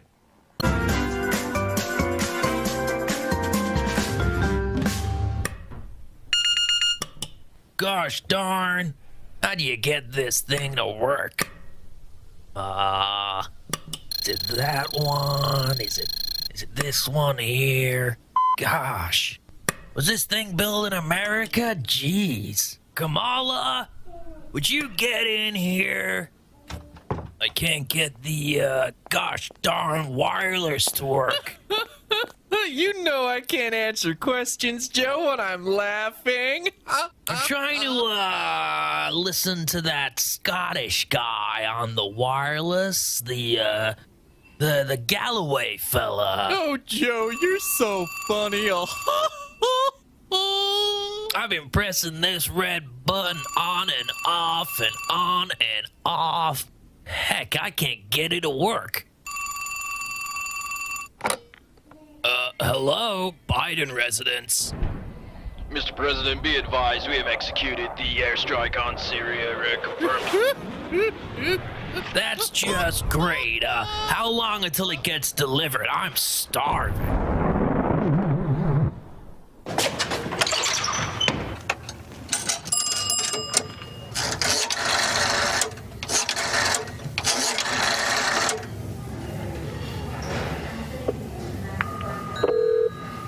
Let's take a call.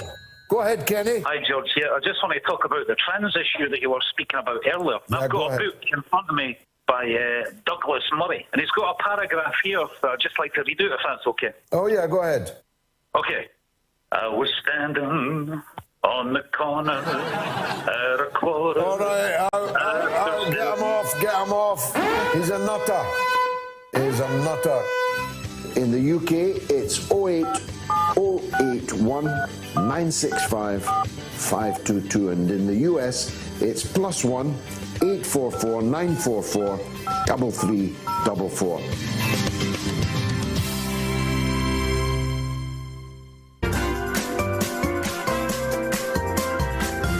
You are listening to the mother of all talk shows with George Galloway.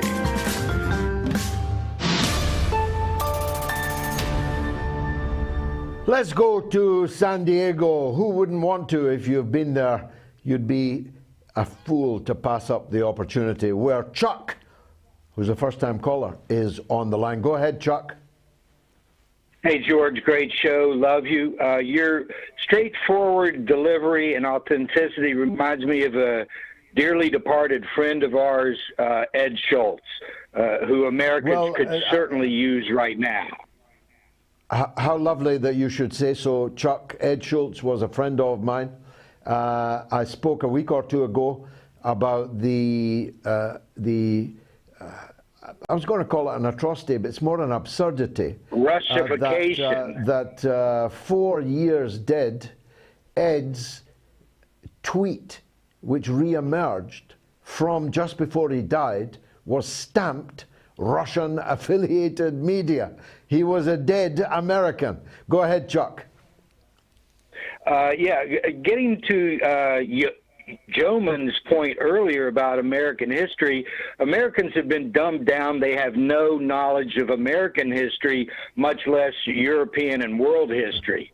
There's a book called The Devil's Playground, The Devil's Chessboard, which is about the genesis of the CIA under Allen Dulles and the policies that they were putting forth with his brother, John Foster Dulles, who was the Secretary of State of Eisenhower. They deposed democratically elected representatives and leaders in Guatemala, in the Dominican Republic. They deposed Mossadegh in Iran. So in essence, we are living in the world created by these people prior to World War II. And Germany's attempt now to reappear on the world stage as a military force is something to be concerned about. Definitely. And Chuck, I don't know what age you are, but people say to me all the time... I'm 71. Well, there you go. In that case, you'll get this point very clearly. People say to me all the time, daily almost, why do you keep going on about the Second World War? The answer is because we're still living under the circumstances created by the Second World War. And history is repeating itself. Fascists are back. We're being told, well, they're not quite Nazis, they're only neo-Nazis. And Nazis good, and Russia, which destroyed Nazism, bad. Yeah, on September 10, 2001, George Bush was a failed president. After the attacks on the World Trade Center, his popularity went up to 90%. I was one of the 10% that never approved of him. Today in America, 90% of people support the Ukraine people, though they have no idea what they're talking about. I'm one of the 10% of people who see the absolute censorship of RT here in America. So if you're not getting both sides of the story, what are you getting? You're getting propaganda meant to manipulate your emotions. Well, that's right, Chuck, but let me play devil's advocate here.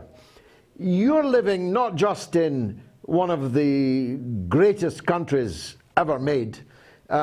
You're living in California, the heart of the internet age. Not, your south, but Silicon Valley isn't that far away from you. You can let your fingers do the walking. The truth is but a couple of buttons on a switch on a keyboard away. Why are people in the 21st century, a highly educated people, like the American people, like the British people, who have the technology to find the truth, why is there so little appetite for doing so? Well, they've been dumbed down.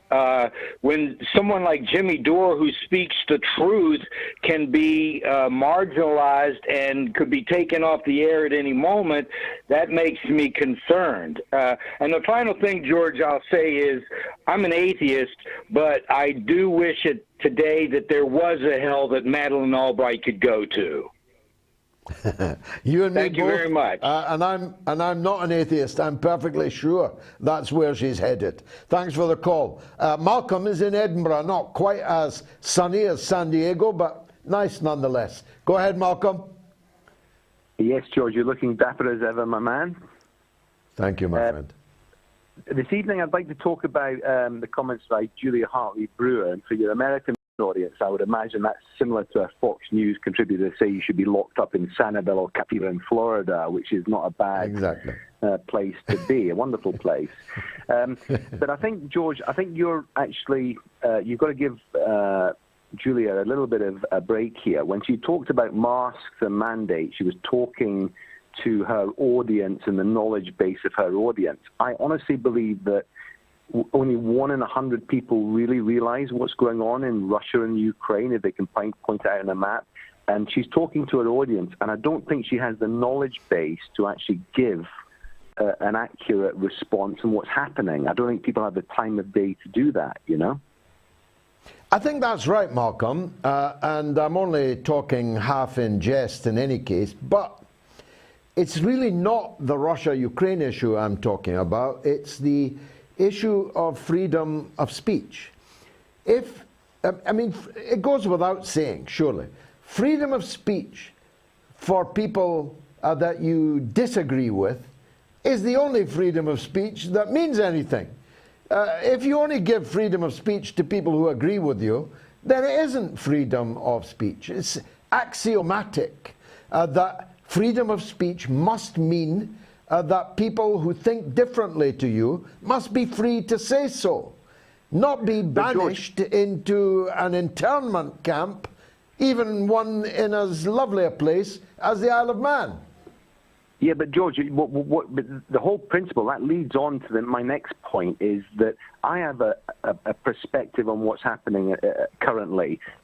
My perspective is that, you know, her talking point in 2-3 months from now will be a complete shock. And how on earth could airliners be brought down in Europe when you're feeding Nazis who are going to lose the war, and you're feeding in ISIS terrorists who can then feed it through an illegal arms scenario into Europe, and you're going to see airliners getting brought down in this summer in Europe based on people being shut down from the speech of that it's not a good idea to put thousands of Stingers and Javelin missiles into Eastern Europe, into the hands of Nazis who are going to lose the war, and they're going to be disenfranchised, they're going to feel let down by the West, and they're going to start firing these missiles, and of course, it will be Russia's fault.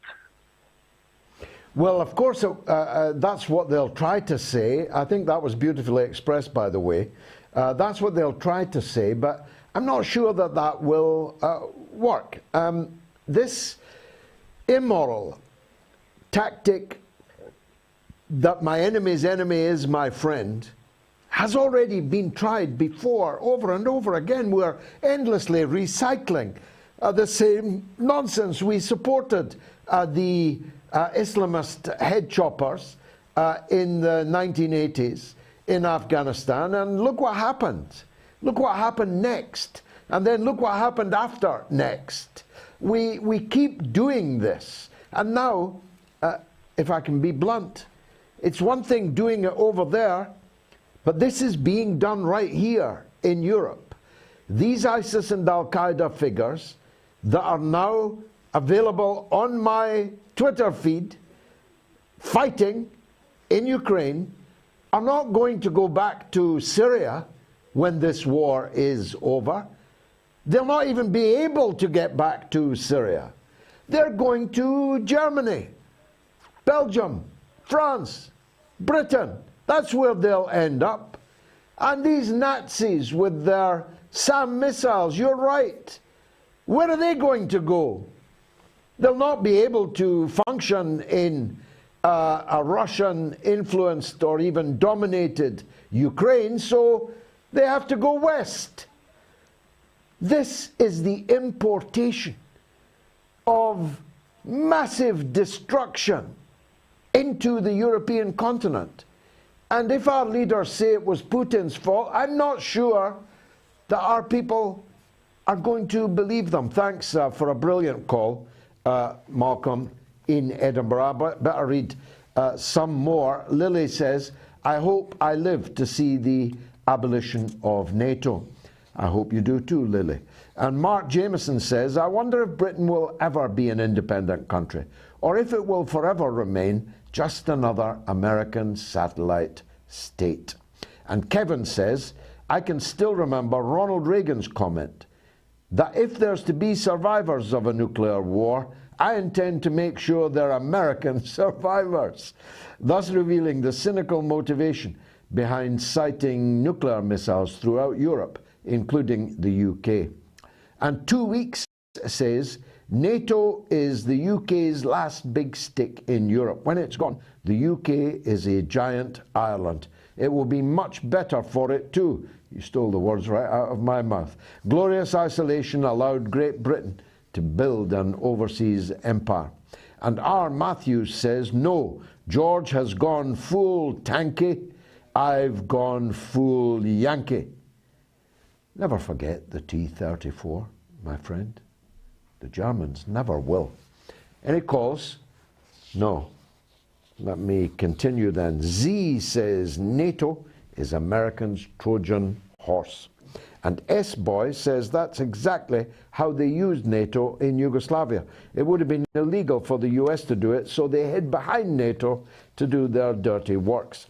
And Stuart Wheeler says the world needs to put all its efforts into beefing up the United Nations. And the nations of the world need to learn to stand collectively, if necessary, against the USA, Russia, and China. Personally, I think only one of these great powers would be opposed to a stronger United Nations. Let's go to Andre in Virginia. Go ahead, Andre. Hey, George. First-time caller, long-time watcher. Welcome. Very, very welcome, sir. Love you, man. Thank you. Love you, man. Thank you, bro.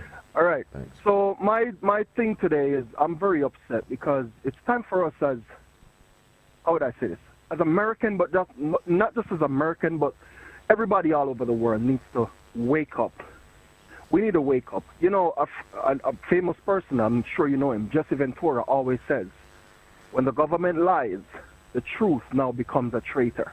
We need to wake up because we're being lied to every day. That's the reason why they keep banning news outlets like RT. I miss watching RT on YouTube, but don't worry, I found them.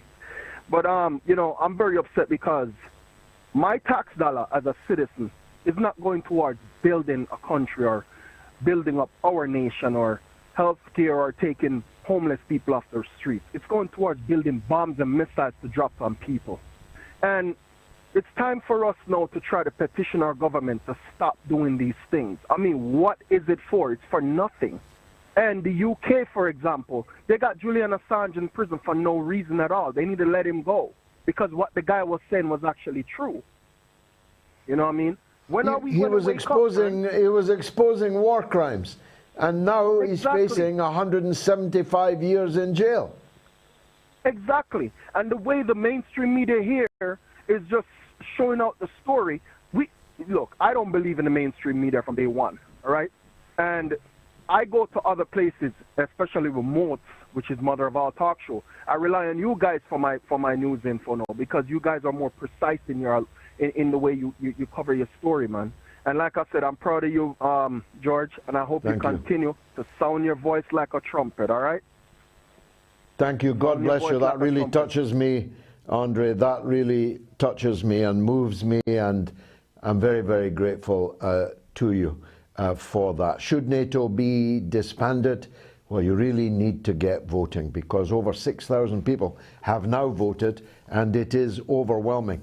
It is also very busy on the lines. One of my family members is struggling mightily to handle, in fact, two of my family members are struggling mightily to handle the huge volume of calls. This is Moats Extra, of course. We are very short of resources.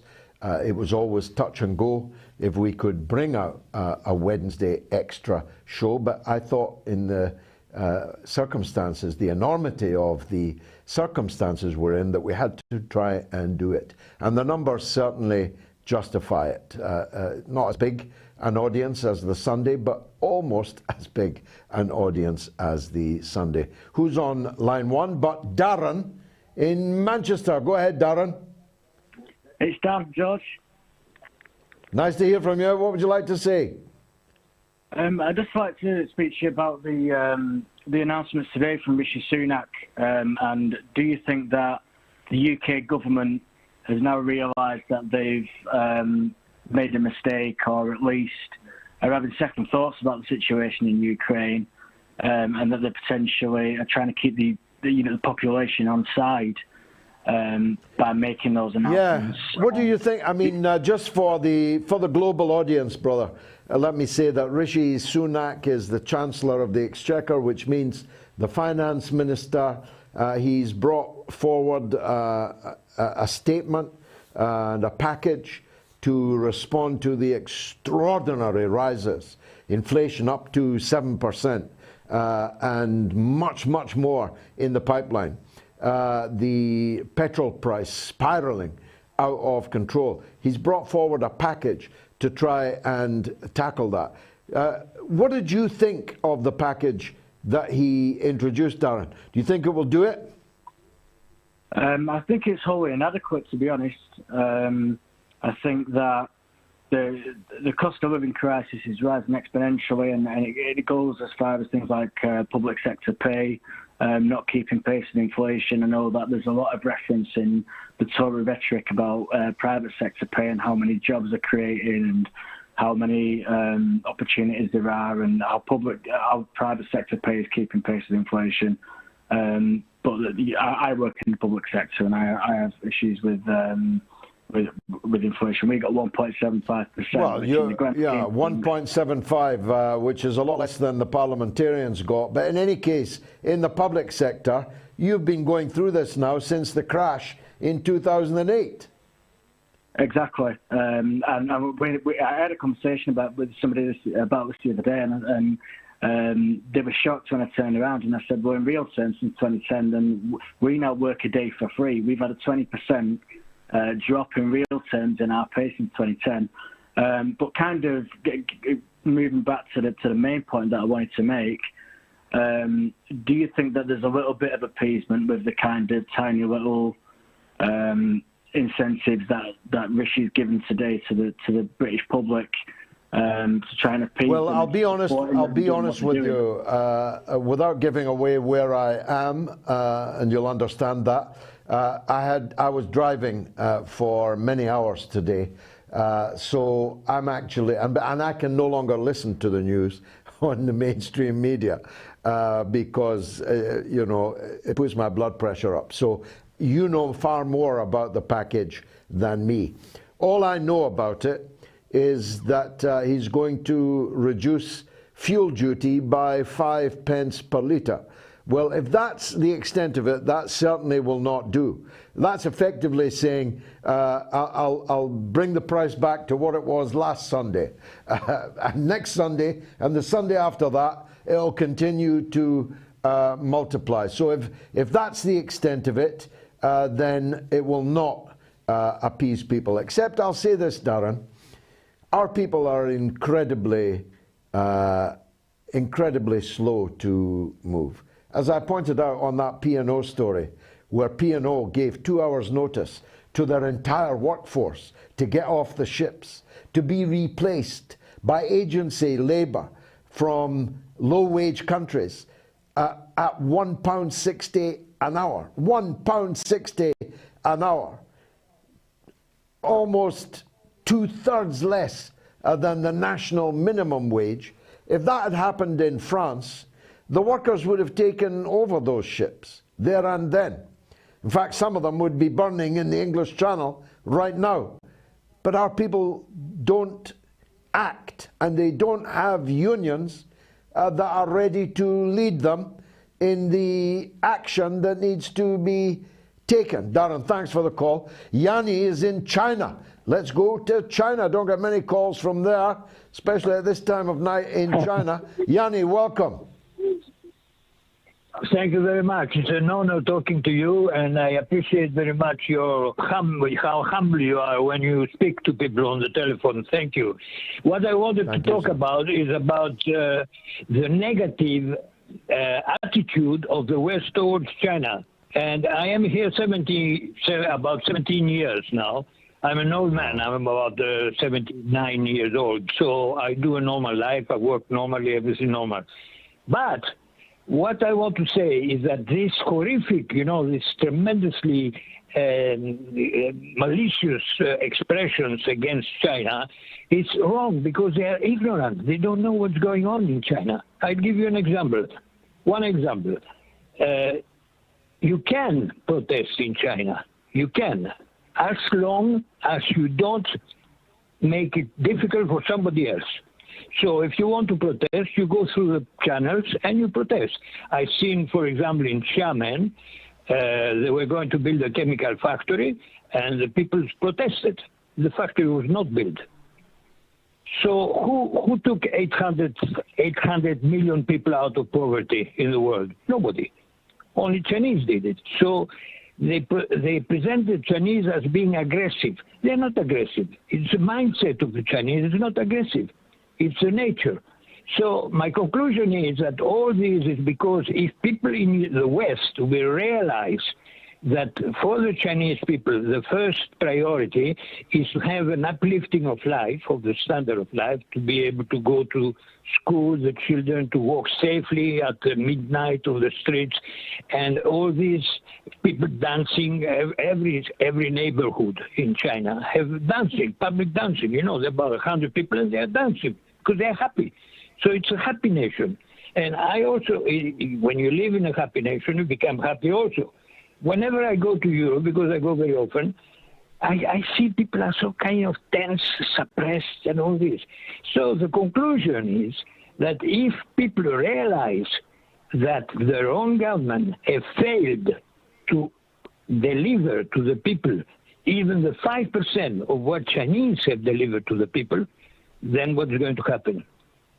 There will be may God preserve you. May God preserve you, Yanni. That was as beautiful a description of the good side of China as anyone will ever do, and nobody paid you a cent for doing it. Let's go to Jeremy in Mississippi. Why not? Go ahead, Jeremy. Hey, George, how you guys doing? Am I coming through okay on your end? Mighty clear across the whole world, Jeremy. Go ahead.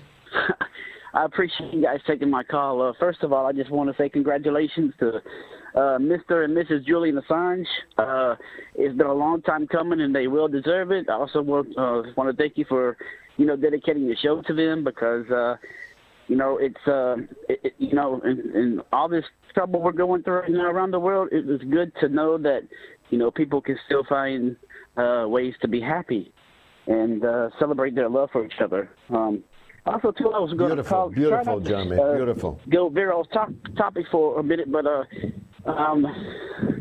right now, and another thing on a side note, it's amazing that I can get in touch with you, and because I stay in the U.S., and it's amazing that I can get in touch with someone in the British Parliament, but it seems I'm having trouble, getting in touch with members of my Congress or members of my Senate, people that represent me, but yet they're too busy buying shares. They're too busy buying shares in the drug companies and the arms companies. They've got no time to talk to Jeremy, their voter, to whom they're responsible. Yeah, and like I say, but on the side note, I just want to tell you a little bit about myself. I'm not going to try to hold any of your other callers up because I know you got so many. But my situation is that I don't have health insurance. I haven't had health insurance since I was 16 years old. My daughter's health insurance is $300. We can't seem to get that here for some odd apparent reason, but we can afford money to bomb people. We just can't afford money to save people. Also, too, a lot of people don't know this about Jackson, Mississippi, or the Mississippi area. Our water pipes are, they haven't been worked on since the 60s or the 70s. We got pipes breaking all around the city here, and nobody seems to care. Nobody in the city council, nobody in the government, the mayor, the governor, nobody. But I was going to ask you, since you know so much about this and you've had so much success in doing this, in the UK, what do you think would be a good way to start? I mean, I know you're starting to hear about, more and more about third parties coming up, but I was going to also ask you, what do you think would be the best way for people to get behind a third party and to have a successful third party? Because apparently they have trouble getting ballot access in all 50 states. Not only that, but, you really, if you take Jill Stein, for instance, she was trying to get to the Barack Obama and the Mitt Romney. She wanted to be involved in that debate, and she went there, and then they arrested her, and they handcuffed her to a chair for, 8 hours, I believe. So you can't even able to debate or get your point across. So what do you think? What would you suggest? Well, it's a very big question, Jeremy. It might have to be returned to another time, but I treat as an axiom that neither the Democrats nor the Republicans are going to take America out of this crisis. And they're not going to be able to or willing to rebuild America. Imagine, as you inferred, if all this treasure of trillions that has been spent on war overseas, imagine if that had been spent on America itself. If it had been spent on your roads and your bridges and your health and your education and your infrastructure, your water pipes, America could have been a land of milk and honey for its people, instead of hell for 10 scores of millions of its people. If that money had been spent on proper policing that doesn't militarize and criminalize whole sections of cities in America, if your people could have been educated with that money, how much better an investment would that have been? America has spent, I read today, $13 trillion on military spending in the 21st century. 13 trillion. And half of that, half of it, went to the arms manufacturers, the shares of whom, which are owned by the richest people in America, including the politicians that make the decisions to launch the wars, that need the weapons, which make the profits. That's the cycle that you're going to have to break out of. My God, I wish I was younger, and I wish I was born an American. I'd run for president, I'll tell you, because that's what they need. They need somebody with a bit of oomph to them. Jeremy, thanks for that call. Coming up in the next hour, two fantastic guests and lots of time for calls. Dan Kovalik, author of the book The Plot to Scapegoat Russia, and the incredible, the really fantastic FaranBalanced, all live from the United States. I'll be back after the break.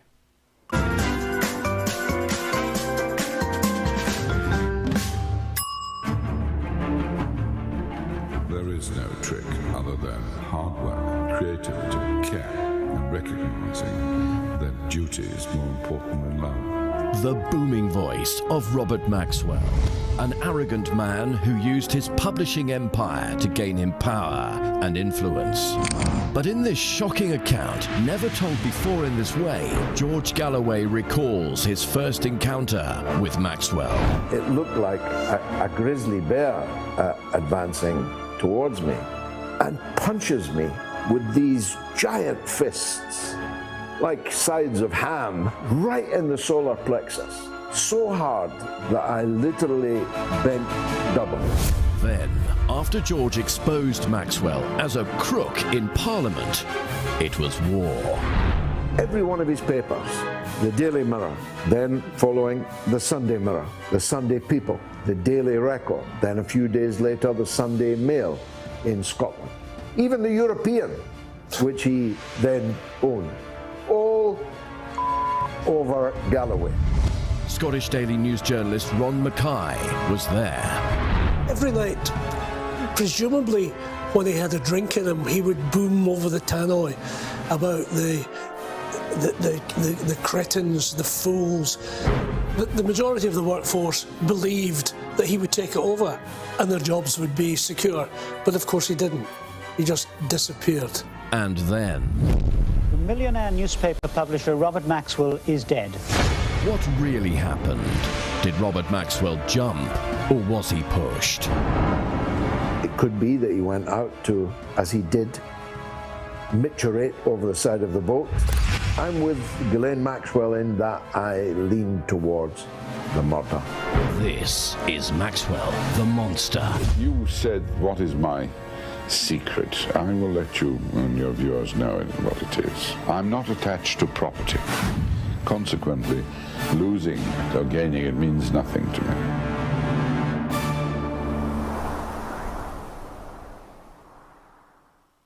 You have to remember back in 2002, 2003, there was a wish by George Bush for regime change. That's what was driving him. Nothing to do with weapons of mass destruction, which of course didn't exist in Iraq. So they had to construct some sort of formula, some sort of cover story, in order to persuade the British public that intervention in Iraq was right. Now, David Kelly, as an expert in weapons of mass destruction, knew that this was untrue. He knew that there were probably no weapons of mass destruction in Iraq. That was a guy that could have brought down. That was a guy that could have brought down the whole system. I reckon you're chaff. You're being thrown up to divert our probing.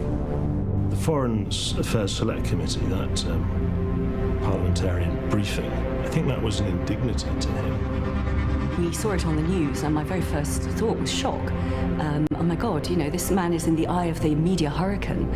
He should be protected by that at least. You've got that on your hands, Prime Minister. Are you going to resign over this? I don't know the details of how Lord Hutton happened to be selected, but what was certainly the case is that he was the right kind of judge to use from the point of view of Downing Street and the intelligence services as well. Of the 21 days of hearing, only one half of one day was spent on discussing the forensic aspects.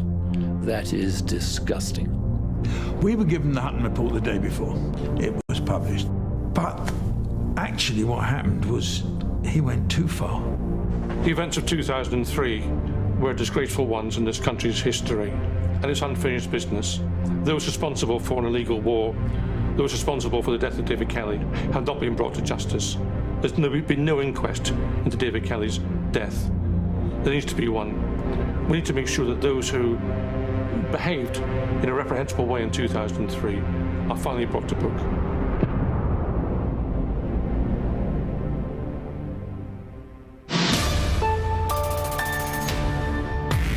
Have something to say? Do you disagree with George? Then call us now and give us your view. Well, that was a great trailer for the film made by Sean Murray, the famous Irish director, and myself. I'm showing it in Liverpool on Monday night. Well, the tickets are all sold. They were sold a month before the show.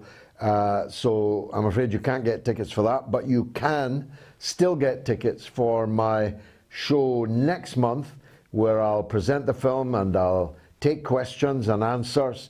That's next month, I think the 25th, but anyway, it came up there on the screen in Oxford Town Hall. I think about 50% of the tickets are already sold, more than a month before. So do get them quickly if you intend to come. The poll is getting near a record, certainly for a Wednesday night, and I've got many other things to read also. But I want to talk to our next guest, Dan Kovalik, who is a regular enough guest of ours, though I wish that I could talk to him for longer every time that I do. He is a phenomenon. He is the professor of international human rights at the University of Pittsburgh School of Law and is the author of several brilliant books, many of which are on my shelves, including his new one, which is not yet on my shelves, The Plot to Scapegoat Russia. Dan, welcome to the show. Wonderful as always to see you. I haven't read your book, but let me take a guess. Because you and I are fellow thinkers, we think along the same lines.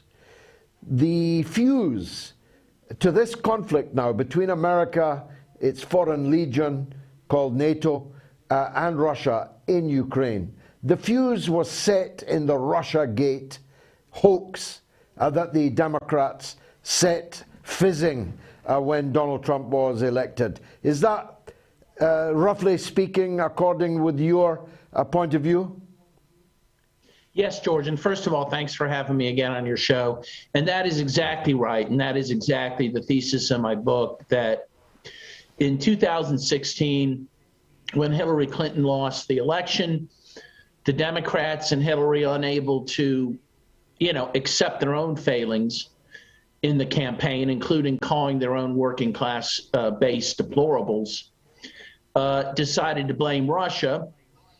And of course, then some of the intelligence community, including the CIA and FBI, were happy to push that as well because they had their own reasons for doing so. They did not want Trump to have a rapprochement with Russia, which he was, talking about openly in his campaign. And so this was really a goal of theirs to derail any chance of Trump doing that. And I think that was effective in that way. And I think that it is effective until this day of creating this incredible animus, not only towards the Russian government and Vladimir Putin, but also the Russian people, which you're seeing manifest now in ways that I've never seen even after 9/11, when there was certainly anti-Muslim hysteria, but the anti-Russian hysteria now is just incredible. And as you put it so well, this was ignited in 2016 with the Russiagate scandal. And yet that Russiagate scandal stands completely discredited. The inquiry, the Mueller inquiry and so on, it has been debunked, and yet people act as if it wasn't debunked. Well, that's how these scandals work, George, of course. Allegations are made, although as one commentator said, I forgot who said it, but I think it was the best statement of the scandal. It was a scandal without any even allegations. Even if you believed what was said, it was pretty minimal that was being said about Russia's so-called interference in the elections. But, the way these things work is they throw enough mud at the wall, hoping some of it sticks.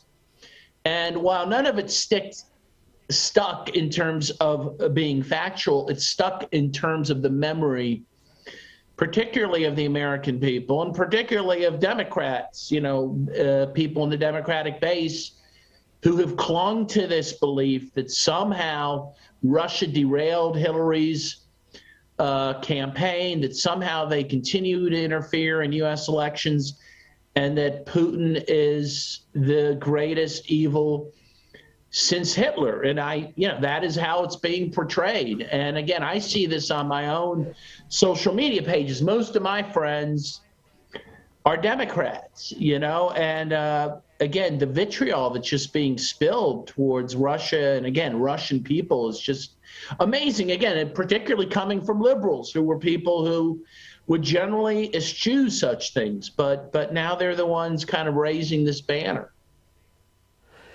Yes, I mean, on one level it's inexplicable. The same thing exists here, but like everything else, much smaller than in America. Everything's bigger in America, including mass hysteria.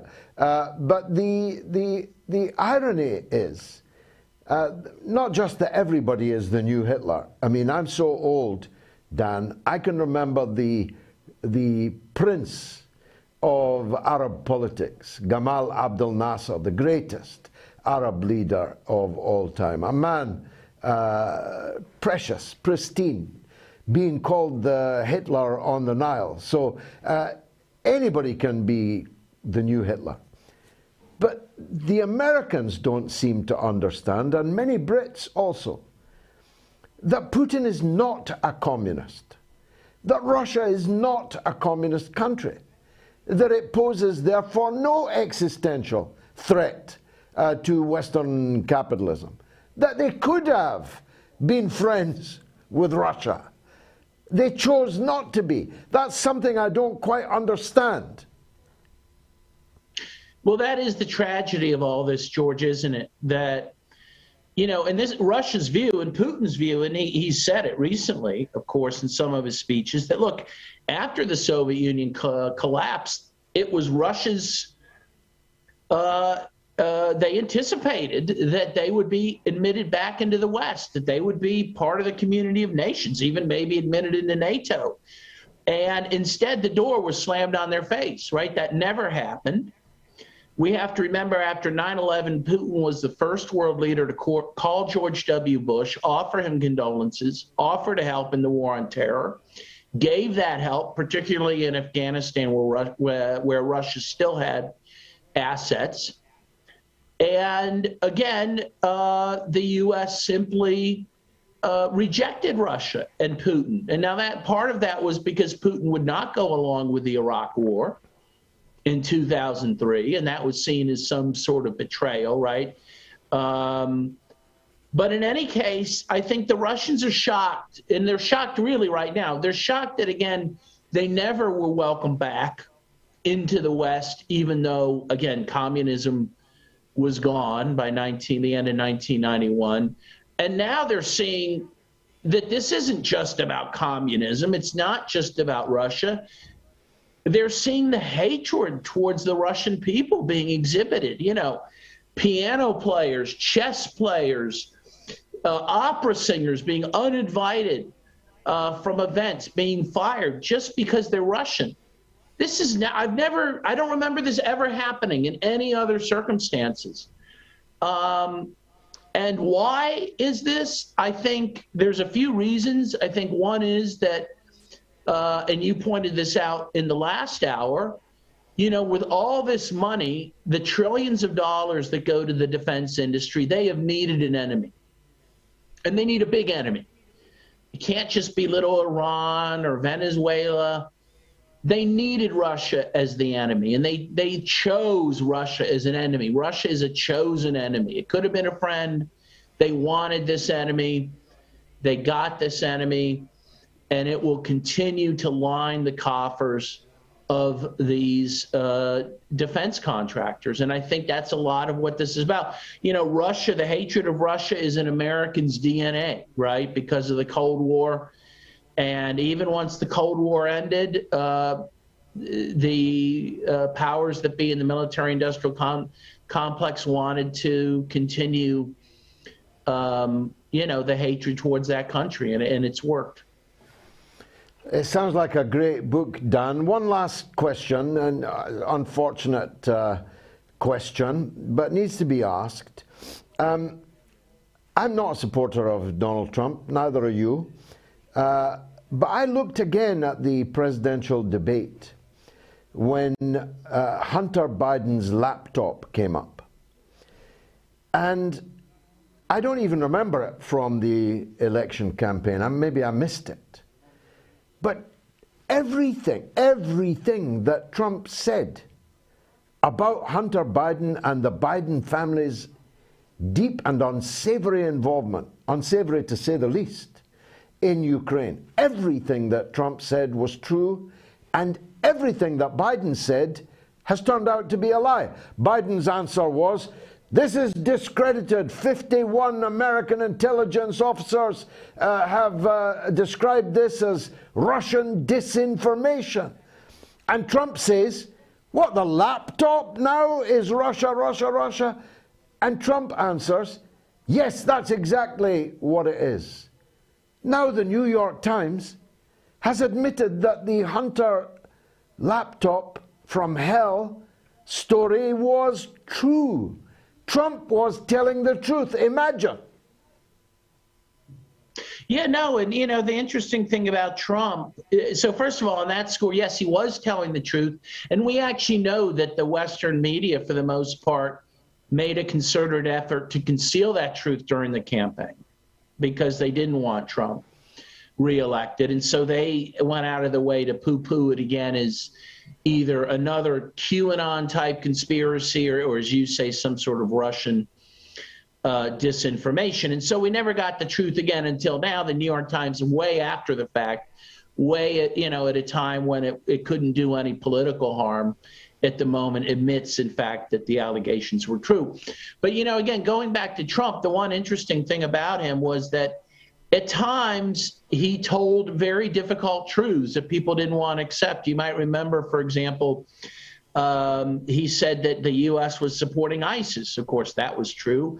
He said that the U.S. was in Syria to take their oil, which was true. You might remember that Assad responded by saying Trump was the greatest president ever, not because of his policies, but because he was the first president who was at least honest about the U.S.'s true aims in countries like Syria. So, you know, in that way, he was an interesting figure. Of course, he told his own lies when it was convenient, but he said some very important truths that were not listened to. and that's a shame. You say that the New York Times have waited till no political damage could be done, but it might be done. I've been wondering why the New York Times has now told the truth about the cover-up of the Biden family's involvement in Ukraine. I'm wondering if somewhere deep in the deep, a conclusion has been reached that Joe has to go, that he doesn't cut the mustard, that the presidency will have to change hands. Is there any possibility I might be right? Well, I think you certainly could be. I mean, I certainly think as an objective matter, Joe Biden is not firing on all cylinders. I think we can agree on that. He seems not in the best health in terms of his mental capacity. I think a lot of people see that. And to have a guy like that in charge at a time when, look, we could be, facing a world war, or at least facing the possibility of it, and need someone to get us out of it. It could be that the ruling elite have decided, as you say, that he is not the one. He certainly, I think, by 2020 will not be an appropriate candidate for president. And maybe they're laying that groundwork now to start figuring out who that person's going to be to take over the Democratic Party. Doesn't sound like it's going to be Kamala. Thanks very much, Dan Kovalik, and I look forward to reading the latest of your books, The Plot to Scapegoat Russia. Now, the poll is nearing a record, 8,200 votes so far. Again, absolutely overwhelmingly people feel that NATO should be abolished. Let's take a call from Japan. The caller is not just a new caller, but a new female caller, and triply welcome, therefore. Ash, thank you very much for calling the show. What would you like to say? Hello. Hi, George. Thanks for taking my call again. I have two questions. If you cannot answer either, and I'm sorry, I came into the show a little late, so maybe you've already addressed it, but I have two questions. My first question is Saudi Arabia. So it's almost a hobby at this time where America goes into a country that has oil and takes the oil. I always wondered how come Saudi Arabia has been an exception. Why was it never attacked by America or on America's radar? And another question I have is about money again. Saudi Arabia may or has hinted that it may start trading in Chinese yuan instead, and that might cause the collapse of the U.S. dollar, which many people say is already on the rise. The collapse is going to be soon. If the dollar collapses, doesn't that just mean that there's going to be a war no matter what? Because a dying beast is going to try to fight to stay alive in a way. Well, look, that makes a lot of sense. That's a great call and two great questions. The short answer is Saudi Arabia has never been attacked because it didn't need to be attacked. Its rulers made a Faustian pact with the empire that the United States would afford them protection, much in the way as the Corleone family would afford protection for business people in its part of New York. You can tell I've just watched the new 4K digitalized remake or revamp of The Godfather 50 years on. And the United States plays the role of the crime family that gives the rulers of Saudi Arabia the necessary protection. And in return, Saudi Arabia doesn't just give the Corleones large sums of money in two main ways. First of all, by recycling their petrodollars through the United States economy, and secondly, by buying almost unlimited amounts of military hardware from the United States and Britain, which it's not capable of using, hence its 8-year and losing war in Yemen, where they actually require mercenaries to operate and control the weaponry, advanced weaponry, which they buy. And they deposit their money in the United States. They buy property there and indeed in other flesh pots around the world. So they never needed to attack it. But they might attack it now because the ruler, the effective ruler of Saudi Arabia, MBS, Mohammed bin Salman, is beginning to show dangerous signs of independence, including, as I said at the beginning of the show, by abstaining in the United Nations on the United States condemnation of Russia, by refusing to join the sanctions against Russia, and by being prepared to consider the Chinese currency, RMB, to be the medium of exchange for its vast oil exports. So if I was MBS, I'd be hiring some Russian bodyguards right now because he may be moving into a position where the United States decides that he is, after all, dispensable. And they'll suddenly discover an interest in human rights in Saudi Arabia and so on, all the usual cynical ploys.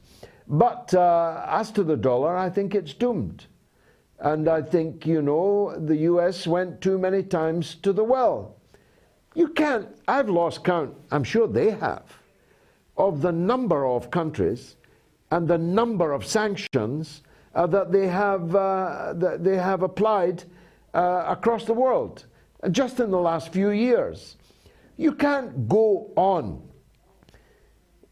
repeatedly, go to the sanctions well, to spit in that well and expect still to be able to drink from the water. And I think that we've reached a critical mass now. India, China, Russia, Iran, Venezuela is a critical mass, not just of population, and it is that, but it's a critical mass of national wealth, of sovereign wealth, of resource wealth, that it is actually able to say, we've had enough of you, off you go. We're going to build an alternative set of economic and financial and military relationships that don't require you. You've just done it too many times. That's why I keep using the metaphor that sometimes people struggle mightily to lift a huge stone only to drop it on their own feet. Ash, thank you for that wonderful call. Before we go to California, let me read the news from the podcast. Yesterday, we had our largest ever day of downloads. In one day, in the thousands. Other than still being the #1 political podcast in Ghana, Oman, Namibia, Ecuador, Slovenia, Zimbabwe, Malaysia, Bulgaria, Iceland and Kuwait, as well as being in 76 other countries' top charts. We've now got more listeners than Nigel Farage, more listeners than Sophie Ridge, who's she? From Sky News, who they? More than the Times, more than the Telegraph, more than the Financial Times. Your boys have taken a hell of a beating. We are a media phenomenon, tearing up the mainstream media monopoly, thanks to you, our watchers, our viewers, our listeners. To never miss an opportunity, please subscribe to us on Apple Podcasts and Spotify and leave us a 5-star review, like GD in Australia did. Truth, truth, and more truth. 5 stars. Galloway's a real truth soldier. His voice is genuine, and that you don't hear very often. Thank you. God bless you for that. Let's go to another George in California. Go ahead, George. Well, hello, George. This is Professor George Callis. I'm a professor of political science and history here in San Diego, and I have been following you. Very pleased to meet you, sir. And I wish to thank you so much for uncensored, excellent news broadcasts, and of course you're right that we have been inundated and bombarded with censorship and fake news for so long. And we see it in my school, by the way. I've been trying to show the alternative point of view, the Russian point of view. And, of course, as you know, RT has been blocked and so forth. But we've been trying to get around that. But it's interesting that our students are very intelligent people. They're very perceptive. And, of course, they want to get the truth. They want to get both sides of the issue. So we have spent our entire semester going over this entire issue because, obviously, it's a historical moment. And I wanted my students to see all the different points of view.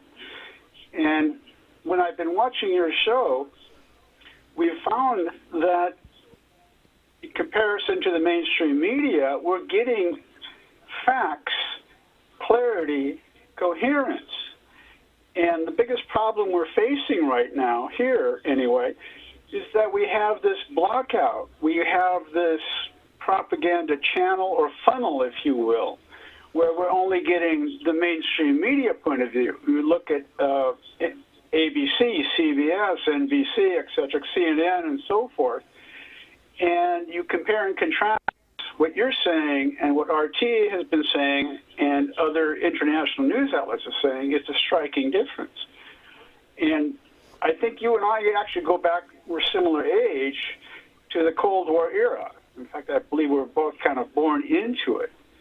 And one of the problems I've found in researching the Cold War, since we are kind of Cold War generation, if you will, in a sense, and I'm sorry to say this never ended. There has been a lot of argument, well, in 91, when the Soviet Union dissolved, that, well, it was all over. I contend we have been in Cold War 2.0 for so long, but it's been, if you will, an up and down, low-intensity conflict. And what is happening with Ukraine, they say the roosters have come home to roost. This is what's happened over these course of decades, when we could have had a very alternative international security system which would be inclusive of Russia, of China. And the evidence shows that even my students see it, because we're going through this Cold War history. And, of course, many of them are of the 21st generation. And we start going through it, we find a very interesting question. They say, well, why is it going on? What's the point? In fact, we even go back to 1945 and find, some of them even ask, why should it have even started in the first place? And so we have gotten into this long, drawn-out history, and then we come up to now with the Ukraine crisis, which essentially I call it a U.S.-NATO crisis. I don't see it as a Russian crisis. In fact, I see it as a humanitarian operation. Unlike anything the United States has ever done, here the Russians have had a long policy and patient diplomatic policy to negotiate and try to keep a secure Ukraine intact, but also negotiate and compromise with the EU and the West and NATO, and of course to compromise for their own security and keep the country intact. But as we know from the history, since at least 2014, there has been an ongoing, aggressive, what I would call a low-intensity conflict attack inside Russia, perpetrated by the U.S. and NATO.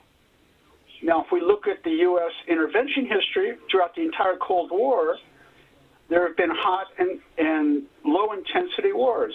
Korea, Vietnam, Latin America, and so forth. So again, we're looking at it from a broader historical point of view in our class. And we say, well, look at Ukraine. How can it be solved? Well, it's very simple. Demobilize the U.S. and NATO pressure on Russia. Negotiate. I believe Foreign Minister Lavrov has been more than patient. Putin has been more than patient. And that's on the historical record. He made it very clear that we want to negotiate. But when push comes to shove, in international geopolitics, then what is a country to do? To stand by. Well, exactly. The US. Professor, because of the hour, I wish I could talk to you for an hour. I do hope that you'll write to me, or we'll be able to get back to you. I'd very much like to have you on the show if you're able to do that. Let me ask you one question. Yes. What would the attitude of the United States government and its state apparatus be if Mexico formed a military alliance with Russia and China, and Russia and China set up military bases in Mexico with their weapons pointing at the United States? What would the attitude of the U.S. be? Well, the attitude would be based on the Monroe Doctrine. They would attack Mexico. They would sanction Mexico. They would never allow that. Of course, now we're getting into the realm of global hypocrisy. And I'll leave you with that. This is really a hypocritical moment for the West and for the United States, because they will want to look at their own interventions and their own history. Amen. Amen. Professor, that was a golden call from the Golden State of California. Thank you very much indeed for making it. Coming up after the break, it's back to the United States to speak to my good friend, Faran Fronczak. Stay tuned.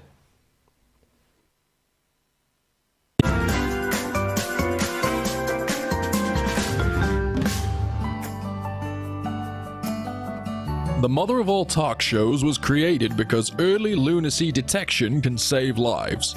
At the height of the COVID-19 pandemic, some IQs declined by 90%. Now, doctors are diagnosing later stage lunacy, which could have been detected sooner. Don't wait. Share the mother of all talk shows with a loved one and speak to George Galloway about common sense today. It takes all of us to overcome idiots. Call the teacher today and get an education.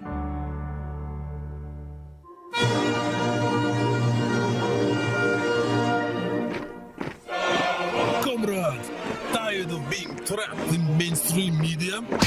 Join the revolution with mother of all talk shows. Has been instrumental in making brain and heart of people stronger, like kettlebell for mind. Don't be brainwashed, CC, an open mind to new way of thinking. If you don't know how, George will teach you. If you won't learn, he will make you. Speak to Comrade Galloway if you think you're hard enough on the mother of all talk shows.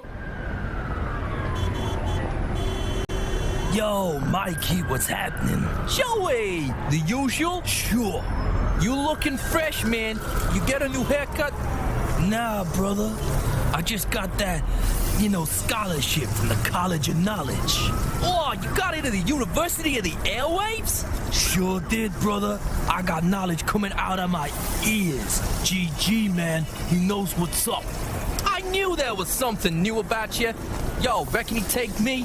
Everyone is welcome, brother. Even from Jersey. The giant Labour Party sailing clearance is now on. Hurry now, as we've got zero interest in our party. It's literally the lowest it's ever been. Give up on the common man and save today. That's right, we're getting rid of all of the Corbynites. Literally every single one. Being a Blairite has never been more in style. Only available at what should be the UK's biggest political party. The New Labour Party. We're doing this again.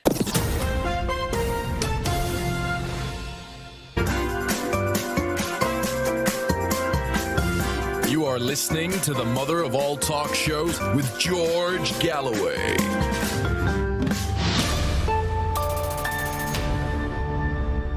Absolutely brilliant. Who writes that stuff? It's great. Should NATO be disbanded? Well, it's almost a record poll. 8,600 votes. Yes, 69%. no 31% on Twitter. On YouTube, yes 90%, no 10%.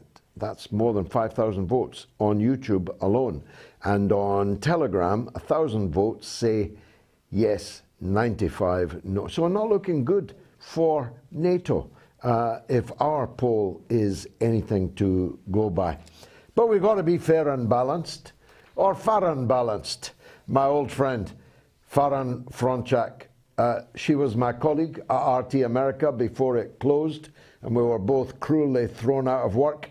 But we haven't been silenced. If that was their intention, they haven't silenced us. In fact, Faran, you've been on screen more since they closed RT America than you were at the time.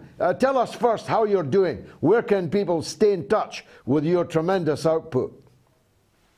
Well, so you can follow me pretty much anywhere on FaranBalanced, F-A-R-A-N Balanced. But I'm actually now the co-host of Fault Lines on Sputnik Radio at 7 a.m. to 10 a.m. Eastern Time, where we talk everything from politics to Ukraine to social issues, what have you. So it's been a blast. I've always loved long-form media. But how do people, Sputnik Radio has been cancelled also. So how do people follow that online?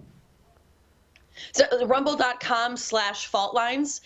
Surprisingly, like the other shows like Political Misfits and The Backstory haven't been taken off of YouTube. It was just Fault Lines. So I don't know if my face had anything to do with it. I don't know. But it was the only one taken down on YouTube. So we've moved over to Rumble. Again, rumble.com/faultlines. Well, I would take that as a compliment, Faran. They obviously wanted to close down the best. I've been talking to a number of very clever Americans from Louisiana, from California, all over the U.S. In the course of the last 3 hours. Some startling clarity from them. But they all report that the state of mass hysteria unleashed by the Western media and the political class is still holding up there. Is that how it looks to you? Absolutely. And actually, I would tell you it's even gotten worse. Worse in the way that the other part that's coming in with mass hysteria, we're seeing a little bit of what we saw back in 2016 with the distraction of certain social issues. For example, one of the biggest one being transgenders here. You had Leah Thomas, who was a male, transitioned to a female. She came in to the NCAA women's swimming competition, wiped the floor of all the natural-born females that were swimmers there. The NCAA let her win the championship. You have girls that were actually calling, biological female girls calling for them to boycott competing against her. Suddenly, all of their Twitter accounts were shut down. Then you also have a funny satire site, the Babylon Bee, where they had put out, it was Rachel Levine, who was the head of one of the health departments here. They put out that she won Man of the Year, a very on-the-nose joke. They have gotten suspended from Twitter. So you have a lot of these social issues coming up, again, also with race. You have Ketanji Brown Jackson, who right now is testifying to be the next Supreme Court in front of the Senate Judiciary Committee. And everything now has devolved into race again. And so you not only are you dealing with anti-Russia hysteria, then you have transgender issues, then you have race issues, then you have the price of gas, which people cannot afford. So you have a lot of just major problems going on. And then here, being in Washington, D.C., everything is just la, la, la, la, la. Life goes on when people are clearly struggling. You mentioned the first hour. Excuse me, I have several cats, or just two. But you have people, or here around D.C., right outside of Congress. You have tent cities happening. And you said last hour that people could be educated. We could end homelessness. But we choose to spend it on the military-industrial complex, which is just insanely sad at this point. Well, the politicians choose to do so, but the people keep choosing the politicians. So, in a sense, you get the government that you vote for. Might not be the government you deserve, but you get the government that you vote for. Is there any sign that the catastrophic conduct of public affairs in America is leading to anything new in American politics?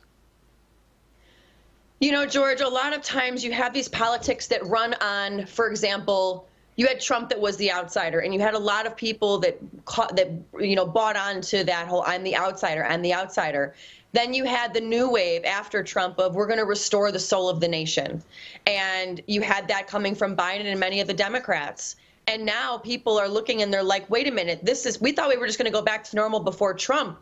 This is even worse than what we thought. So you have these politicians that they're saying one thing and doing another, because I understand you're saying you vote the government that you get in. However, these folks are running on a pack of lives on both sides, really. So you do have November, though. We have the midterms coming in, and they're talking about more of a red wave than we saw in 2012 with the Tea Party movement. So I think you're going to see a lot of nastiness in politics.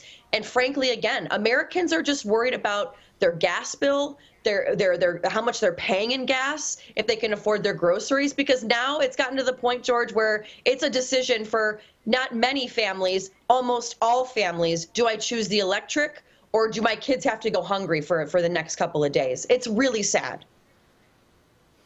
Yeah, November, I mean, one thing you're not short of in the United States is elections.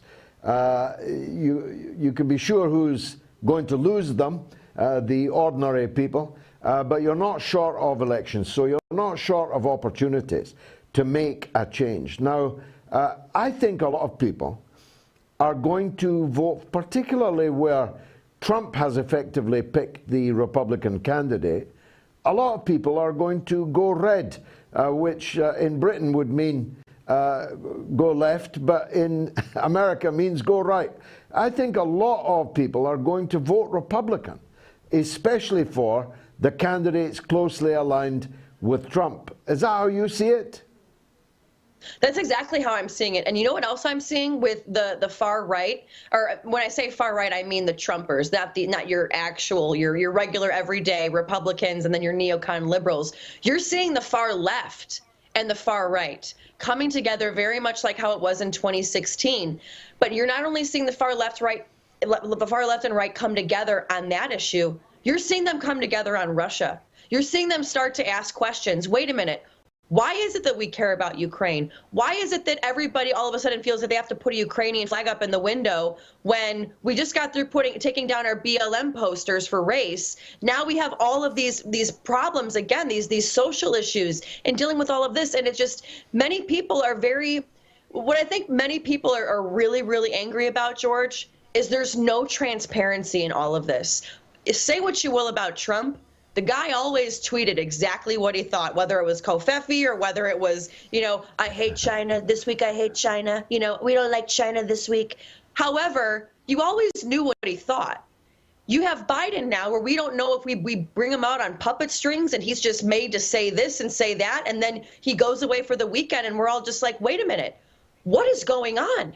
And then you have Jen Psaki, who gets COVID for the second time. Wait a minute, we thought COVID ended the night of the State of the Union. Third time.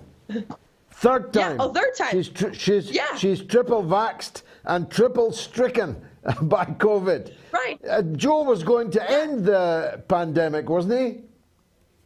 Well, apparently it ended the exact same night as the State of the Union. So thank goodness that the cameras were able to see everybody with their masks off. But now with Joe Biden going to Brussels and then on to Poland, Jen Psaki mysteriously gets COVID. Then you have Hillary Clinton, who all of a sudden gets COVID, and she's asking people, oh, give me some movie ideas so while I stay in all weekend. And boy, did she get trolled, George. It was, that I will say is part of the American psyche where we still can jab and troll people, some of our politicians. We still have our humor, thank goodness. But yeah, but it's just a lot of confusion, and there's Obama's also now got COVID. It seems like it's a thing. Were they all at a party together and we weren't invited? What happened? maybe we shouldn't get too deeply into that, Farran. It's wonderful to see you again. Please stay in touch. Thanks for joining us on the mother of all talk shows. 8,400, no, 9,100. That must be, no, we had a 10,000 a week or so ago, 2 weeks maybe. But 9,100 people have voted, and it's curtains for NATO. Let's go to Eve in Idaho. Go ahead, Eve. Hello, George. Thank you. I am new on your extra show. The first time, You're welcome always. Well, always. President Putin gave us some clarification, and I would like to clarify a little bit what is NATO. NATO is a group of 800 million people with a very high standard of living, with extreme deficit, without a drop of oil, without a drop of minerals, and with a defense budget 15 times higher than Russia.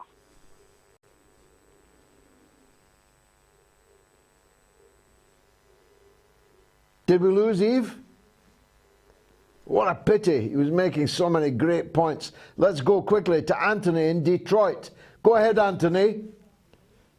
Hi, George. Just wanted to say, you know, in these times with so much censorship, we've seen the rise of, you know, more independent voices such as yourself and Jimmy Dore and Joe Rogan and Russell Brand, to name a few. You know, they've been really important. Yeah. We're all still standing so far. Yeah, absolutely. Well, you might, I'm not sure how you feel about this, but Joe Rogan sorry. No, go on. Well, he interviewed a former CIA guy, and he said something to the effect of, oh, we need, you know, the deep state. What about that? We'd be in trouble if we didn't have career intelligence agencies. These people are there. They understand it. And he's basically praising the deep state. So I'm just saying, you know, we got to be careful of exactly, you know, who we're following, and maybe someone could talk some sense into Rogan. I don't know who knows him, but he's praising the deep state. I don't know him, and I don't know him, and I don't vouch for his politics. But he is at least a man of independent mind, and so are the others that you mentioned. And sometimes even a stopped clock can be right twice a day. I think these people, all of them, are worth following, worth hearing. It doesn't mean you have to agree with everything that they believe in, any more than the great, vast audience we've got here this evening and now regularly has to agree with everything I believe, because I take calls from people. I have absolutely no idea what they're going to say. I read out material from people. I have no idea what they're going to say when I'm reading it. There's one there, for example, that says, from Ellis Holmes, George Galloway is a spy. I'm the most publicly recognizable on your screen everyday spy ever in history. But there you go. Now I read it out, Ellis. So the point is, let 1,000 flowers bloom, Anthony. Let everyone walk in the garden and smell and look at whatever flowers they like, and let them move on and try others. That's surely the future for humanity, for a free humanity, isn't it? Yeah. I mean, you know, we all make mistakes, so God bless you, and we'll hope that he gets on the right path too. Rogan. Thank you. God bless you, Anthony. Thank you. Say hi to Detroit and Dearborn for me. I have fond memories of my friends there. Peter is in Middlesbrough in England. Let's go to Middlesbrough. Go on, Peter. Good evening, George. It's a pleasure to speak to you. And you, sir, go ahead. Have you come across John Mearsheimer on YouTube, the professor at Chicago? Yes, very much. Professor Mearsheimer is one of the greatest academics, thinkers, writers in the world today. That's why most people are trying to destroy him. Now, John Pilger was writing about all those American bases around China, thousands of them that the Americans have built, and all around China. And Professor Mearsheimer is saying that after this Ukraine thing, the Americans are going to need Russia, and that they've stabbed themselves in the foot, in the back, in the foot, because they're going to need them against China. What do you think of that? Yeah, I don't believe that the United States has the wherewithal to fight China, because China is a strong country and it has an unbreakable relationship now with Russia. This is the failed statescraft of the West. Kissinger and Brzezinski. Yeah. But he says that America will need to be friends with Russia against China later on. That's what he says. Yes, America. That's what I was coming on to say. That Brzezinski and Kissinger made an entire career out of keeping China and Russia as far apart as possible. Make them hate each other. The Western leaders of today have done everything in their power to push Russia and China together. Now, from my point of view, sing hallelujah. He calls the elite in America stupid, the foreign policy stupid, the people who are running it. It's either stupidity or extreme smartness that is beyond thee and me, Peter, and I don't think it's that. Let's go to Cass in Devizes in Wiltshire. Go ahead, Cass. Hi.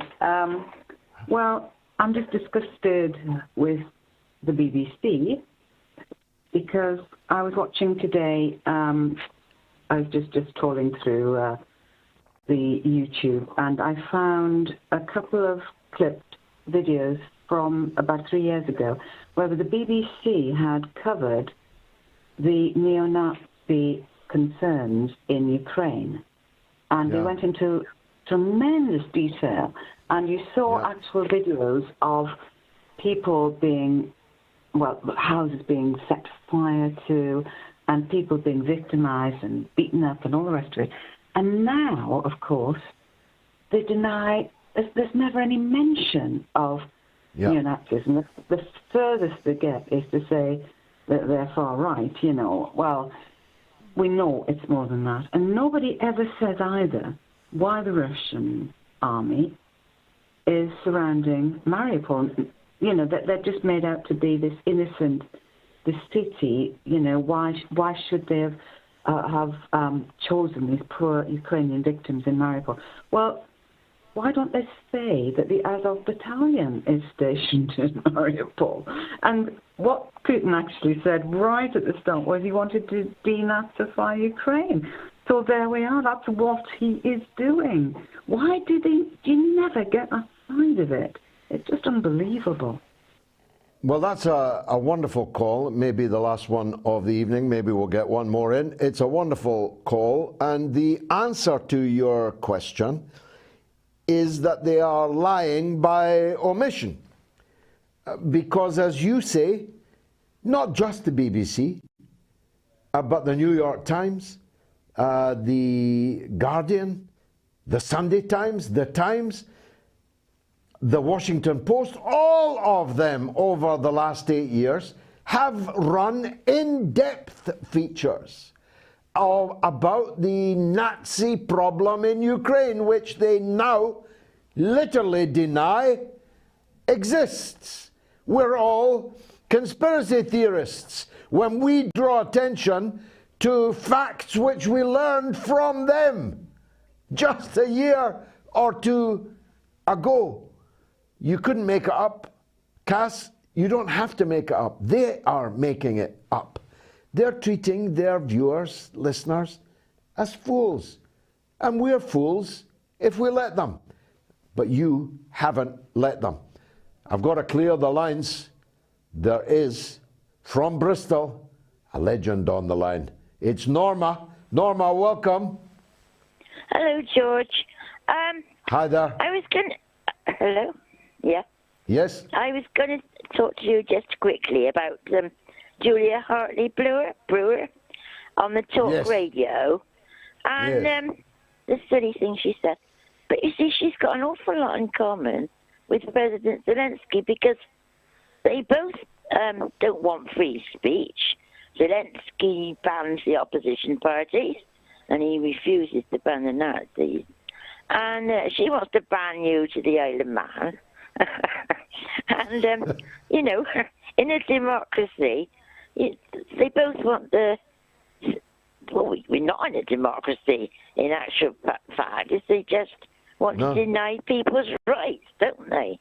You know? Yeah, and but that's what they got in common. Don't you think you and I are, how shall I put it, done certain as?